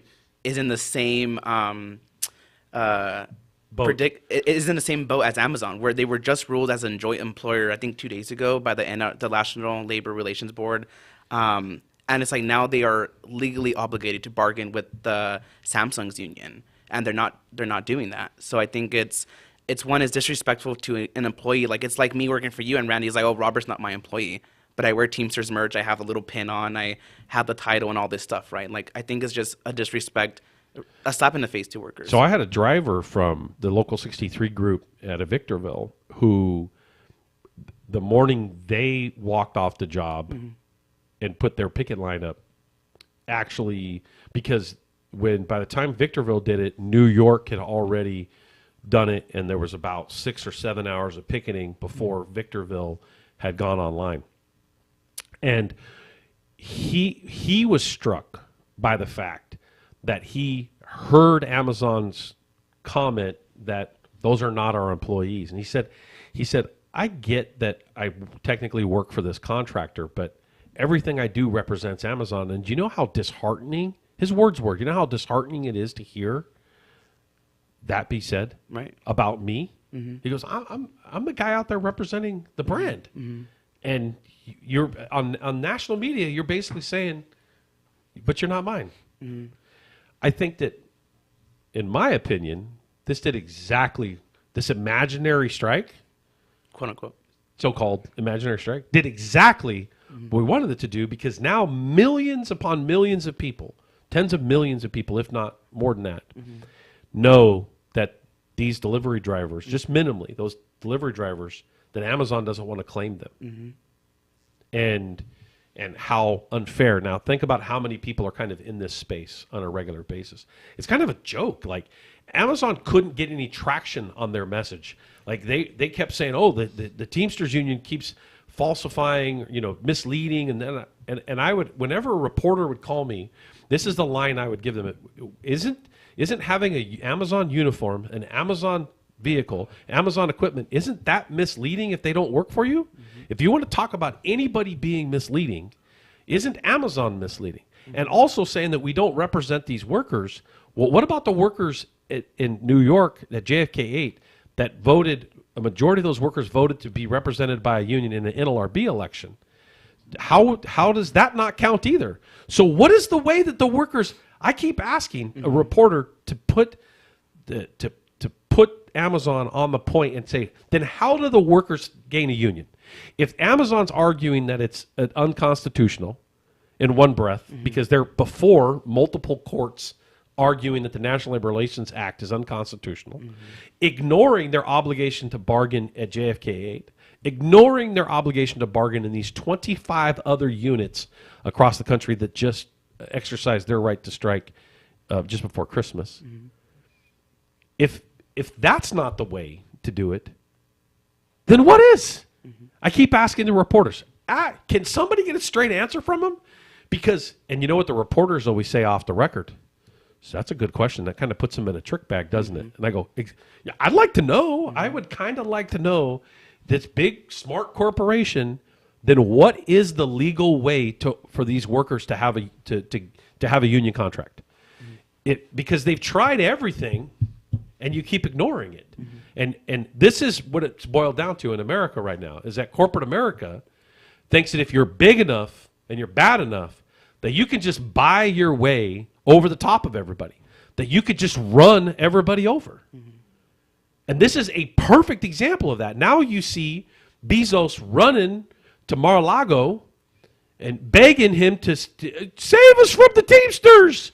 Like, come on, Don, you got to know, you and Sean have got each other's phone numbers, right? You and O'Brien have got each other's phone numbers. You're going to have to. And now it just showed that he's paying $40 million, that Amazon's paying $40 million to do the documentary on Melania Trump.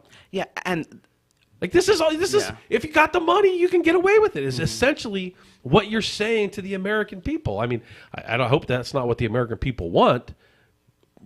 What is it? If you just got more money, you win? Anyway, go ahead. Well, to add to your point, I think it's important for people to know that Amazon isn't dumb.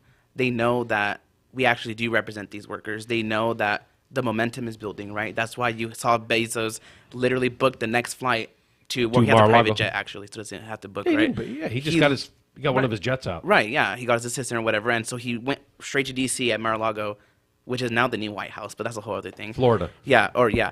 And so anyways, my point is, you're seeing that he feels the pressure, right? And he's not dumb. His press people know exactly what to say to the press, which is deny, and say that, no, they don't represent these workers. And in a way, they're not winning at all. It didn't work. It didn't work. They tried to say that on day one, and hour 1, hour 2, hour 3. And in fact, they copied and pasted that statement and just sent it to all these press, and that's the only message they did. So they lost on the PR and comms game for sure.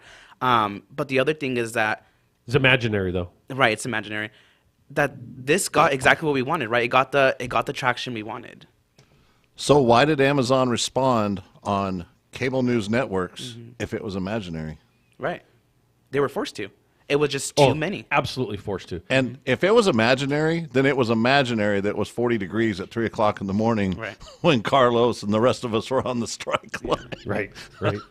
With the workers. Out there pounding the imaginary strike. Yeah, the workers were on the picket line. Yeah.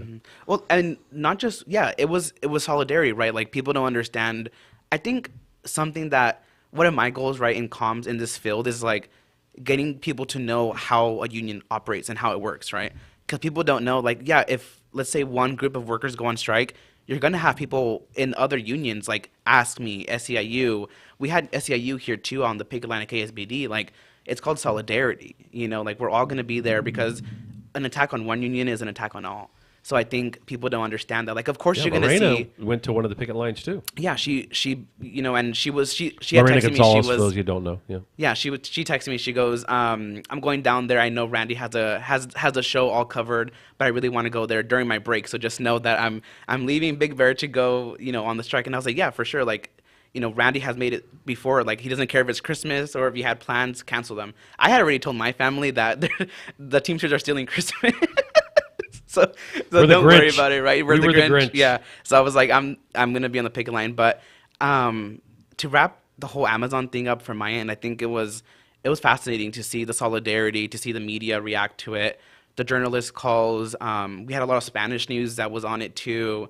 My own aunt has like a baby shower this Saturday, and she sends me a picture of her Amazon packages, and she goes, "These better be delivered before the baby shower. If not, I'm gonna have an issue with Teamsters." So it was a funny moment. And that brings I had a staff member bring this up a little earlier, that we had lots of people that would call and say, "Hey, is the strike over? Because I got to order some stuff." It brought so much awareness. And I know we talked about the Coors boycott earlier. I want to make something, be very clear about it, is we're not asking people to boycott Amazon. As a matter of fact, we're doing the opposite.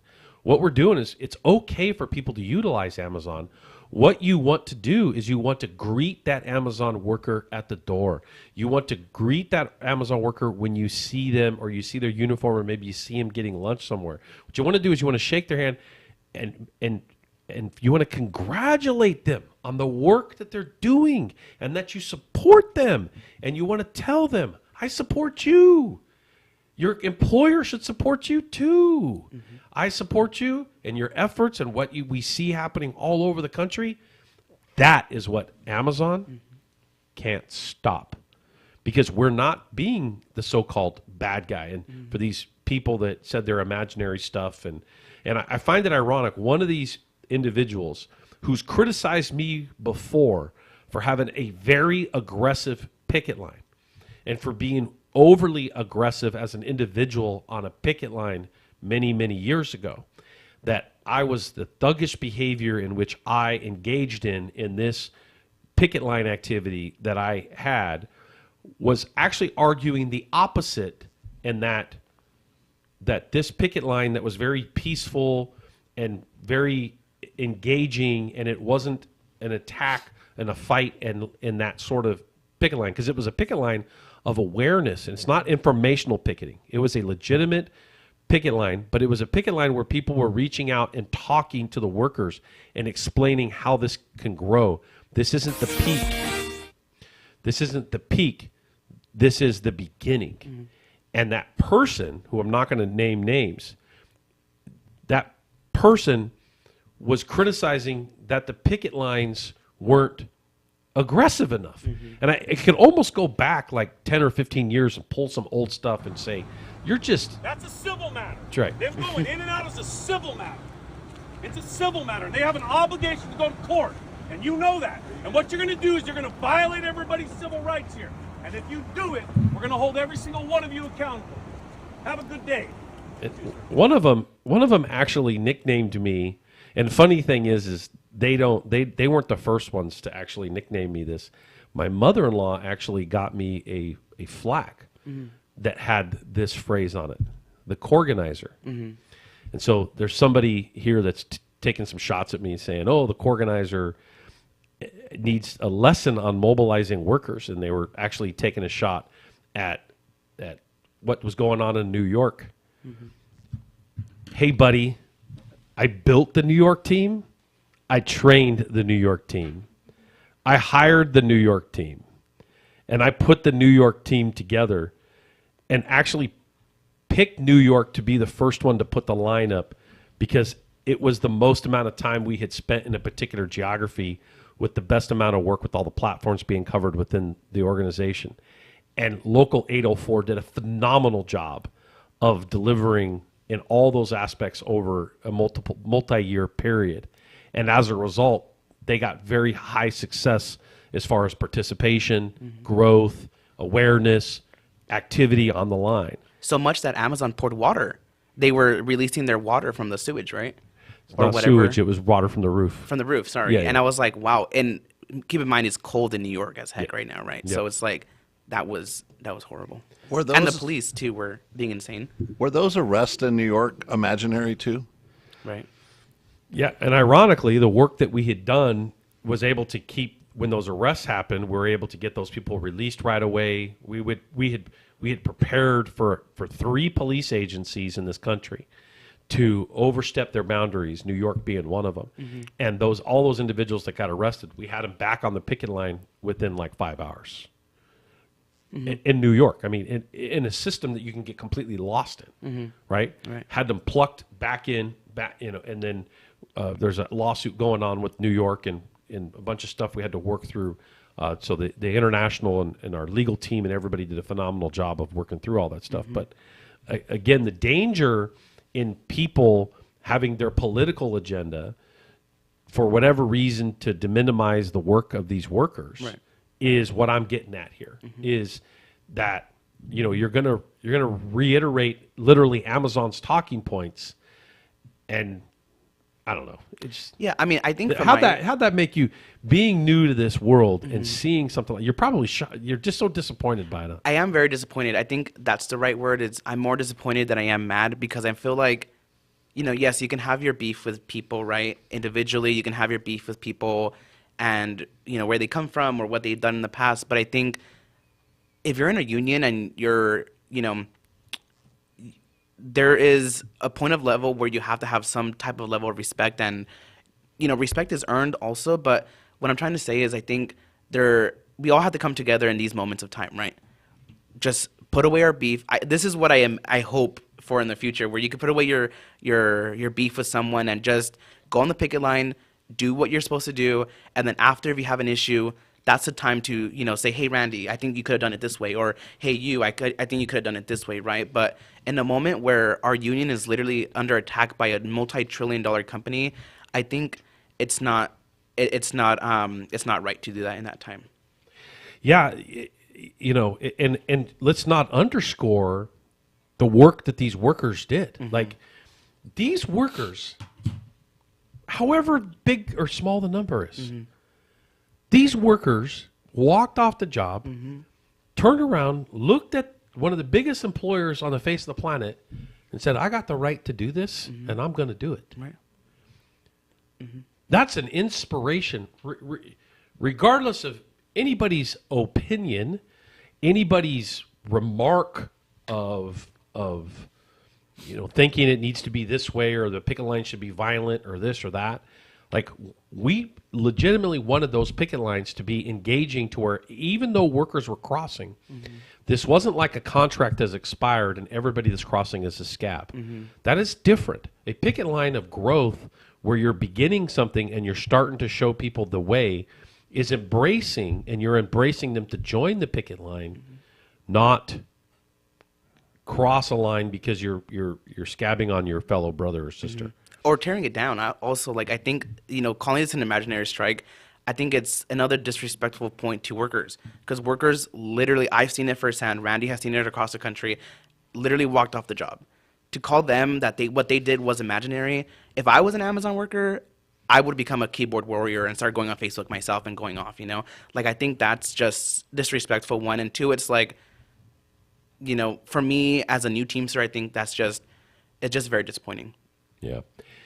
Hey, Mark, do you mind giving us a real quick, 30-second or 60-second break? Some cool music. Song? All right. Randy Corrigan, the Worker Power Hour, KCAA 1050 AM, 106.5 FM. It's the Teamsters 1932 Broadcast Network. And don't forget, we're live from San Bernardino.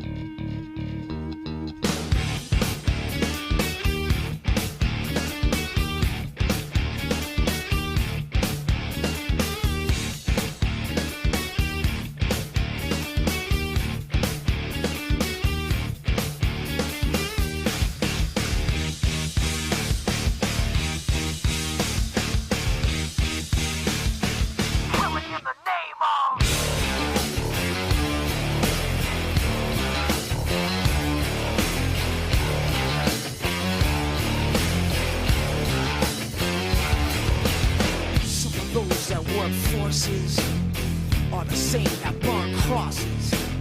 Some of those that work forces are the same that burn crosses. Some of those that work forces are the same that burn crosses. Some of those that work forces are the same that burn crosses.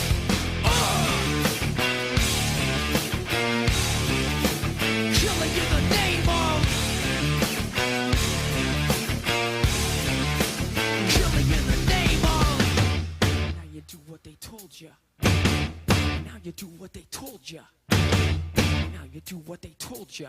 Now you do what they told you. And now you do what they told you. And now you do what they told you. And now you do what they told you. And now you do what they told you. And now you do what they told you. And now you do what they told you. And now you do what they told you. All right, I'm back. Randy Corrigan, the Worker Power Hour, longtime organizer, first-time radio host, and also lifetime dad, right? Yeah.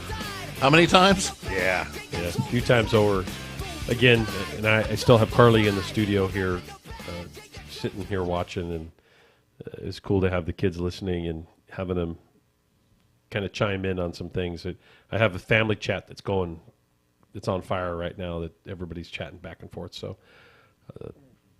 again, at the end of the day, we're all human. I do have a human side to me. So that always worries me when somebody says, we need to see the human side to Randy, because it makes me feel like I'm not a human at work. No, you're a human at work. I don't know. You guys are going to have to figure out how to doll this one up. You're going to have to dress this up. It's a matter of just showing. Should I ask my staff here? Yeah, ask the staff. Am I a human at work? You're a human at work. We just wanted to show that cuddly family side. I wouldn't call myself cuddly, would you? Not at all, but I was trying to be a descriptive. She's shaking her head over here. Cuddly, not cuddly. But I do hug you. I do hug you. Okay. Not cuddly. Anyway. All right. Well, hopefully everybody enjoys this part of. I have somebody here saying they wanted a juicier story. So, maybe if you think of a juicier story, we'll get you back on before the end of the hour. I do got some news. I do have some news to cover, and then I also have one last point to make with this Joe Allen guy who touts himself as a radical and a militant, and a critical assessment. Who are these people to do a critical assessment of one of the largest, insanely difficult, movements of workers with one of the biggest corporations on the face of the planet? Who is qualified to do an assessment on that? I'm just curious. I'm just curious who is qualified. Apparently, Joe Allen thinks he's qualified to do that assessment. Mm-hmm. Yeah, I saw this on Facebook, and I immediately sent it to Randy because I was like, wait a minute, it's this quote-unquote critical assessment. And after I read the whole thing, I don't know if Randy's read it. I read it. The first paragraph literally tells you the Teamsters launched an unprecedented 5-day strike, right? And then towards the end of the article, it says that this, quote, strike, and he puts it in all caps, was imaginary. And I'm like, okay, so in the beginning, you say that it's a strike, a 5-day strike, unprecedented, and then later down the article, you call it an imaginary strike, I think that was a laugh in the face for whoever wrote this. Take some of the things you took out of here? I gotta pull some of these quotes out. And they also quoted some law I'm gonna get into other news, by the way. Obviously I'm a little fired up by this. I'm a little fired up by this. Use your two fingers. Oh, I gotta use my yeah. Oh, my bad. Quoting authors and people that have never organized a worker, you're referencing resources. And may I say something most importantly? I get every single day, Robert will tell you, I get multiple media requests to speak, talk about this subject. Mm-hmm. This person never asked us for our comment or what we would like to have shared or hey, I'm going to run a story. I'd like to have your input on this. No.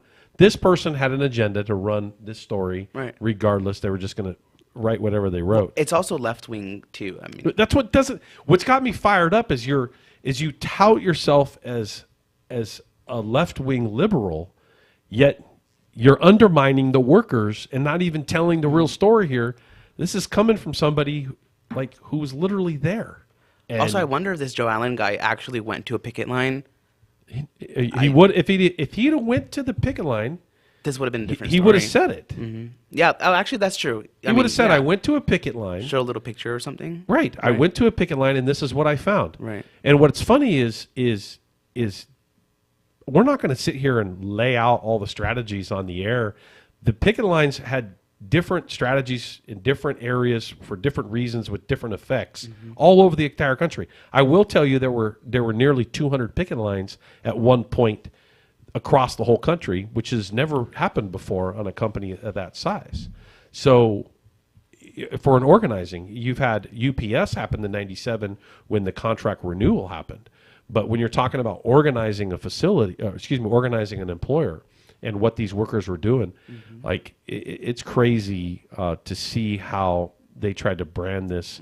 And if you are that supportive of workers and you are somebody who believes that you want to help, the kind of the leftist causes, which you guys have heard how Republicans and Democrats can be supportive of working people, and I'm overly critical here now of those on the left that are literally undermining exactly what they say that the Republicans don't do.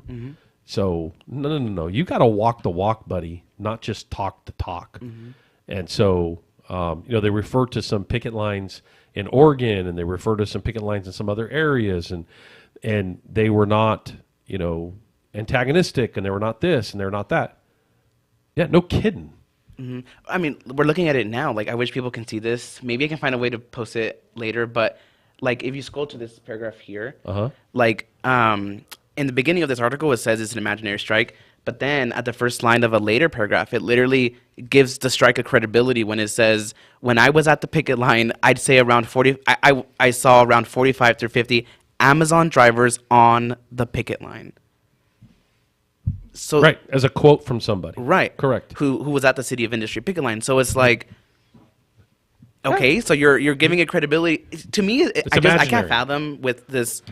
You can't say that on the air, but I can't fathom with this type of junk. So it's Junk, like junk, junk, junk, junk. It's just whatever. I think it was. I'm doing this because I'm issuing a challenge to any of these people that want to legitimize themselves by coming on here, sitting right in this chair, and let's having this debate in front of everybody else. I don't think that they will. No. And I'd really have a good time with it. But at the end of the day, let's talk about some other news. Maybe I'll rattle on about that more here in a minute. But in 1932 news, let me flip the page and get to that. We've had a banner year.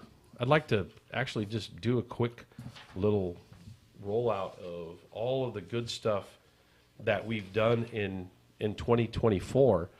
Just some highlights. Major 1932, like a recap of like, let's just put the stuff right at the top of what the local was able to accomplish. We helped elect over 20 elected officials in the last election cycle alone. Those elected went through our endorsement process, and congratulations to them. And we also got to hold them accountable. We got to make sure that they do the things that are necessary to support working people. And it's not just about saying what you want to say in the endorsement process; it's also about delivering. And we had major organizing victories. Coachella Water, we had over 400 workers at Coachella Water, Desert Water Agency, 80 workers at Desert Water Agency. KSBD, absolutely that's an organizing victory. We demanded recognition. If the employer disagrees with that demand, they have a right to challenge that and file an RM petition. And they chose not to do that. They had 15 days to file that. They did not file that petition. And therefore, it's considered, and from our perspective and the board's perspective, which Amazon thinks is unconstitutional, they're an established unit of more than 1,200 workers at KSBD, which is the air hub here in San Bernardino. The city of Montclair, we had Shred-it. We also had the San Bernardino city workers as all huge organizing victories for 2024. Huge contract wins for the Montclair Public Works, the Fontana Public Works and Fontana General Unit, as well as the Rialto mid-managers. And may I point out that our Fontana group was able to add a retiree medical component for the future. The San Bernardino healthcare workers received early pay increases for the San Bernardino County healthcare workers in conjunction with the SB 525 earlier than required. Confire dispatchers won their first Teamster contract. And on our communication side, we have a strong PR game with billboards, bus ads, social media growth, local and media pressure. And you're going to see this year us really use the Teamster 1932 app more.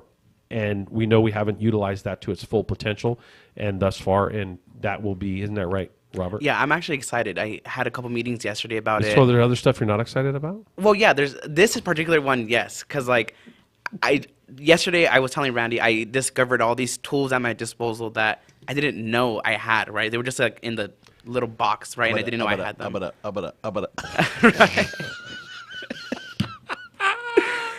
So yeah, I discovered that yesterday, and I think it's gonna be pretty incredible what we do this year, especially because if I knew this earlier, I would have been using it. But anyways, I'm glad that I caught it now, and it's gonna be. This is what I'm using, right? I'm gonna make our comms game at 1932. Yeah, I'm gonna make it innovative. That's what I'll say. It's gonna be innovative. Look, Robert, I'll say this on the air. You're doing a great job in you're new to the team, and I was so happy to hear you say what you said, because one of the things I was going to focus on with you was us utilizing our app more. Mm-hmm. Literally over the next few days, I was going to have that conversation with you. So for you to actually come to me and tell me what you told me yesterday, I was like, all right, cool. I don't even have to have a conversation. Mm-hmm. So clearly we do have those tools. We just got to utilize them more. And, it's hard to run an organization like this where we're actually utilizing all those resources. But all in all, I think it's important for us to recognize that we're making 1932 a powerhouse in the Inland Empire and making it known that the era of bullying and intimidating workers is over, and it's time for workers to continue to build worker power. And they're going to do it under our banner and do it with our banner. And 2025 is going to be even more successful than 2024 was. Another reminder, the KCAA app in Apple Store or Google Play is for you. Make sure that you download those. In IBT news, the International Brotherhood of Teamsters news, Utah Central Railway workers have become Teamsters. Workers at Utah Central Railway, a subsidiary of Patriot Rail, have voted unanimously to unionize with the Teamsters. These new members are now part of the Brotherhood of Locomotive Engineers and Trainmen of the Teamsters Rail Conference. They would have had an election under the RLA, which is a Railroad Labor Act. And the Patriot Rail owns and operates more than 30 regional short-line railroads nationwide. The Utah Central Railroad or Railway is the first Patriot Rail property to join the Teamsters. I believe that they're in the UTU and some of the other transportation unions that handle similar crafts. Also, Ecology, U.S. Ecology, and Republic Works become Teamsters. Workers at the U.S. Ecology and Republic Services facility in Hesperia, California, have voted to unionize with Teamsters 396. That was a Freudian flub there. I was going to say 1932. I'm going to call Vic, get him back on the show, and tell him, what are you doing in our jurisdiction?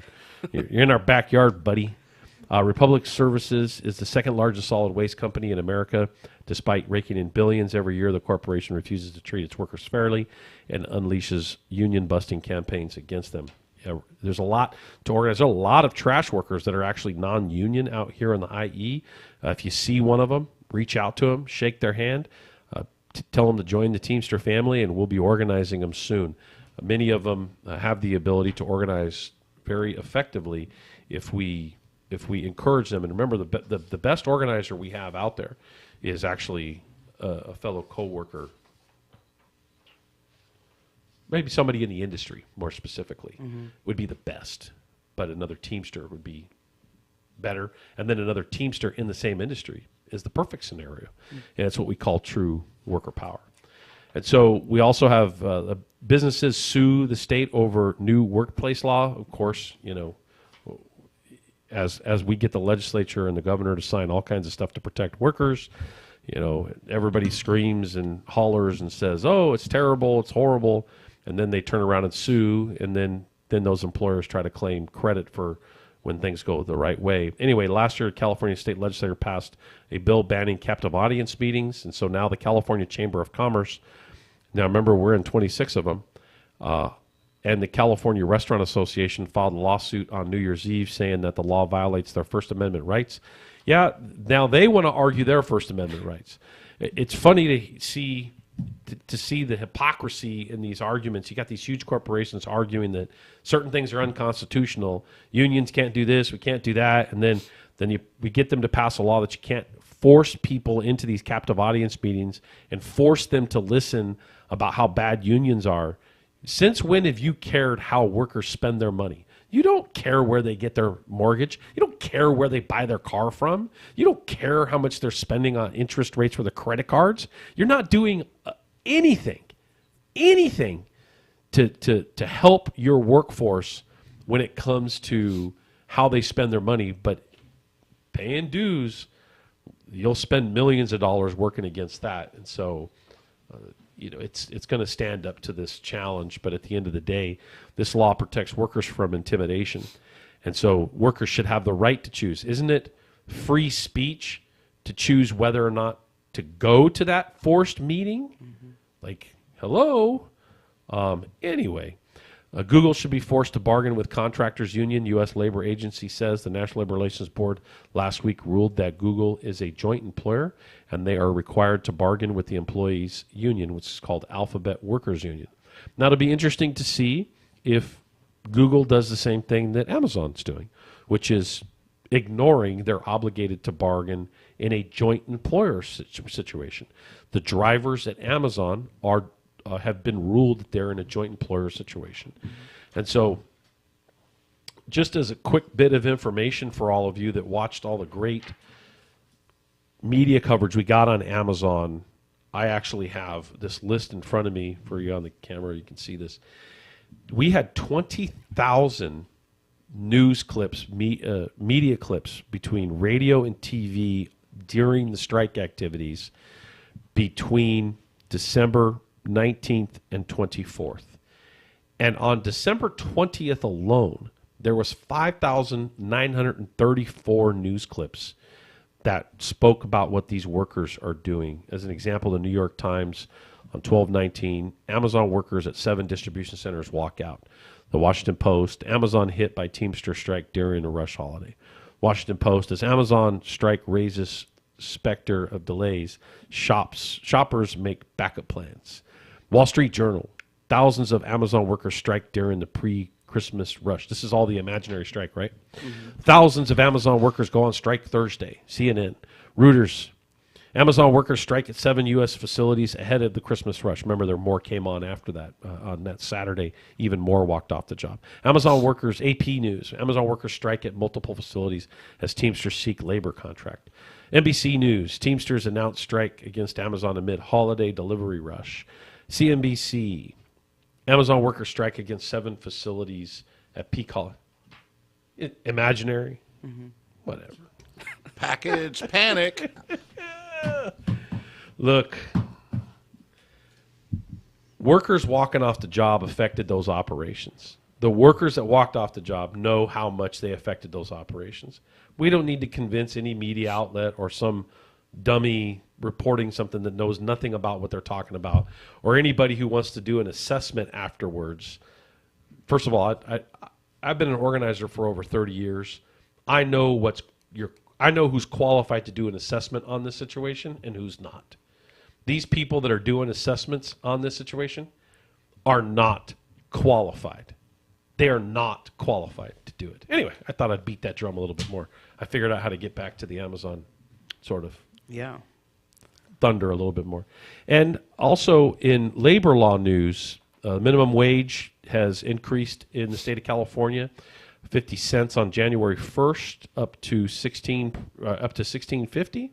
And so we also have exempt status changes for workers, and an employee may be considered exempt from overtime if the employee, 1, is engaged in executive, administrative, or professional duties over 50% of the time.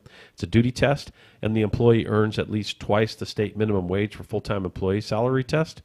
The minimum salary test for overtime exemptions applicable to administrative, executive, and professional will increase to a minimum of $68,640. So lots of good stuff has been passed. SB 525 with an increase in the healthcare industry to move minimum wages up.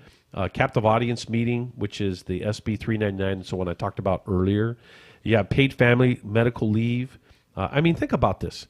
Like, too many things, like all these regulations, da-da-da. Yeah, anytime you see these regulations that are being levied on businesses, it's because they're not doing the right thing. I got 3 minutes. You telling me to shut up? No. So you also have some state disability insurance and paid family little leave under SB 1090, workplace safety and temporary restraining orders effective January 1st. 2025 California Workplace Violence Temporary Restraining Order laws will be expanded so that the collective bargaining representatives, not just the employer, can seek the TRO on behalf of an employee who suffered unlawful violence or a credible threat of violence.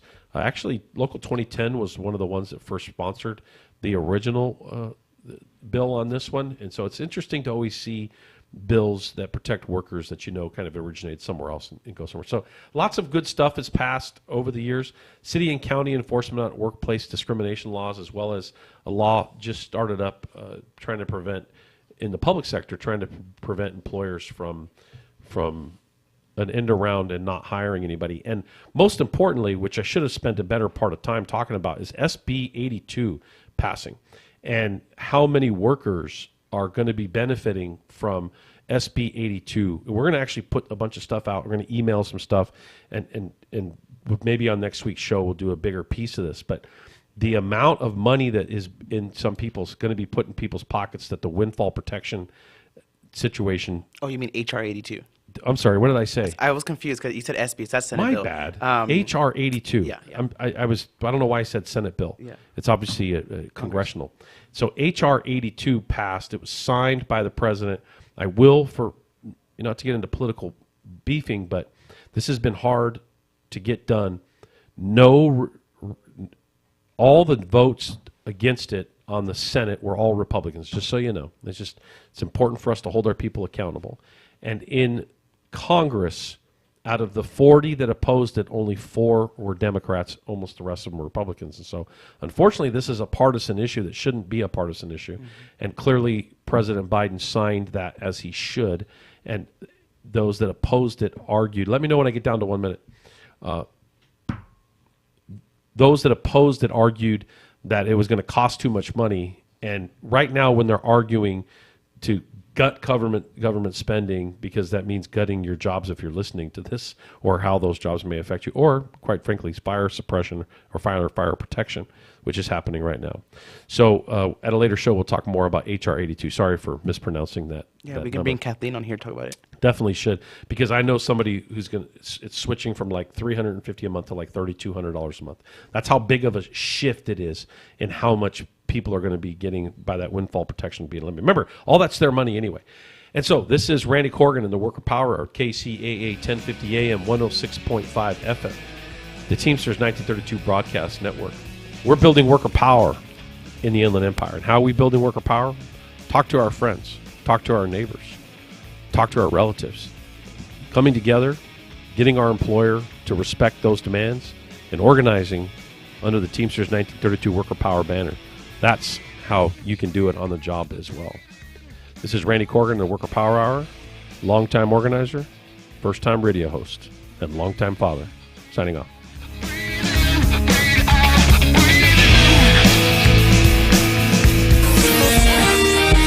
NBC News on KCAA Loma Linda, sponsored by Teamsters Local 1932, protecting the future of working families. Teamsters1932.org.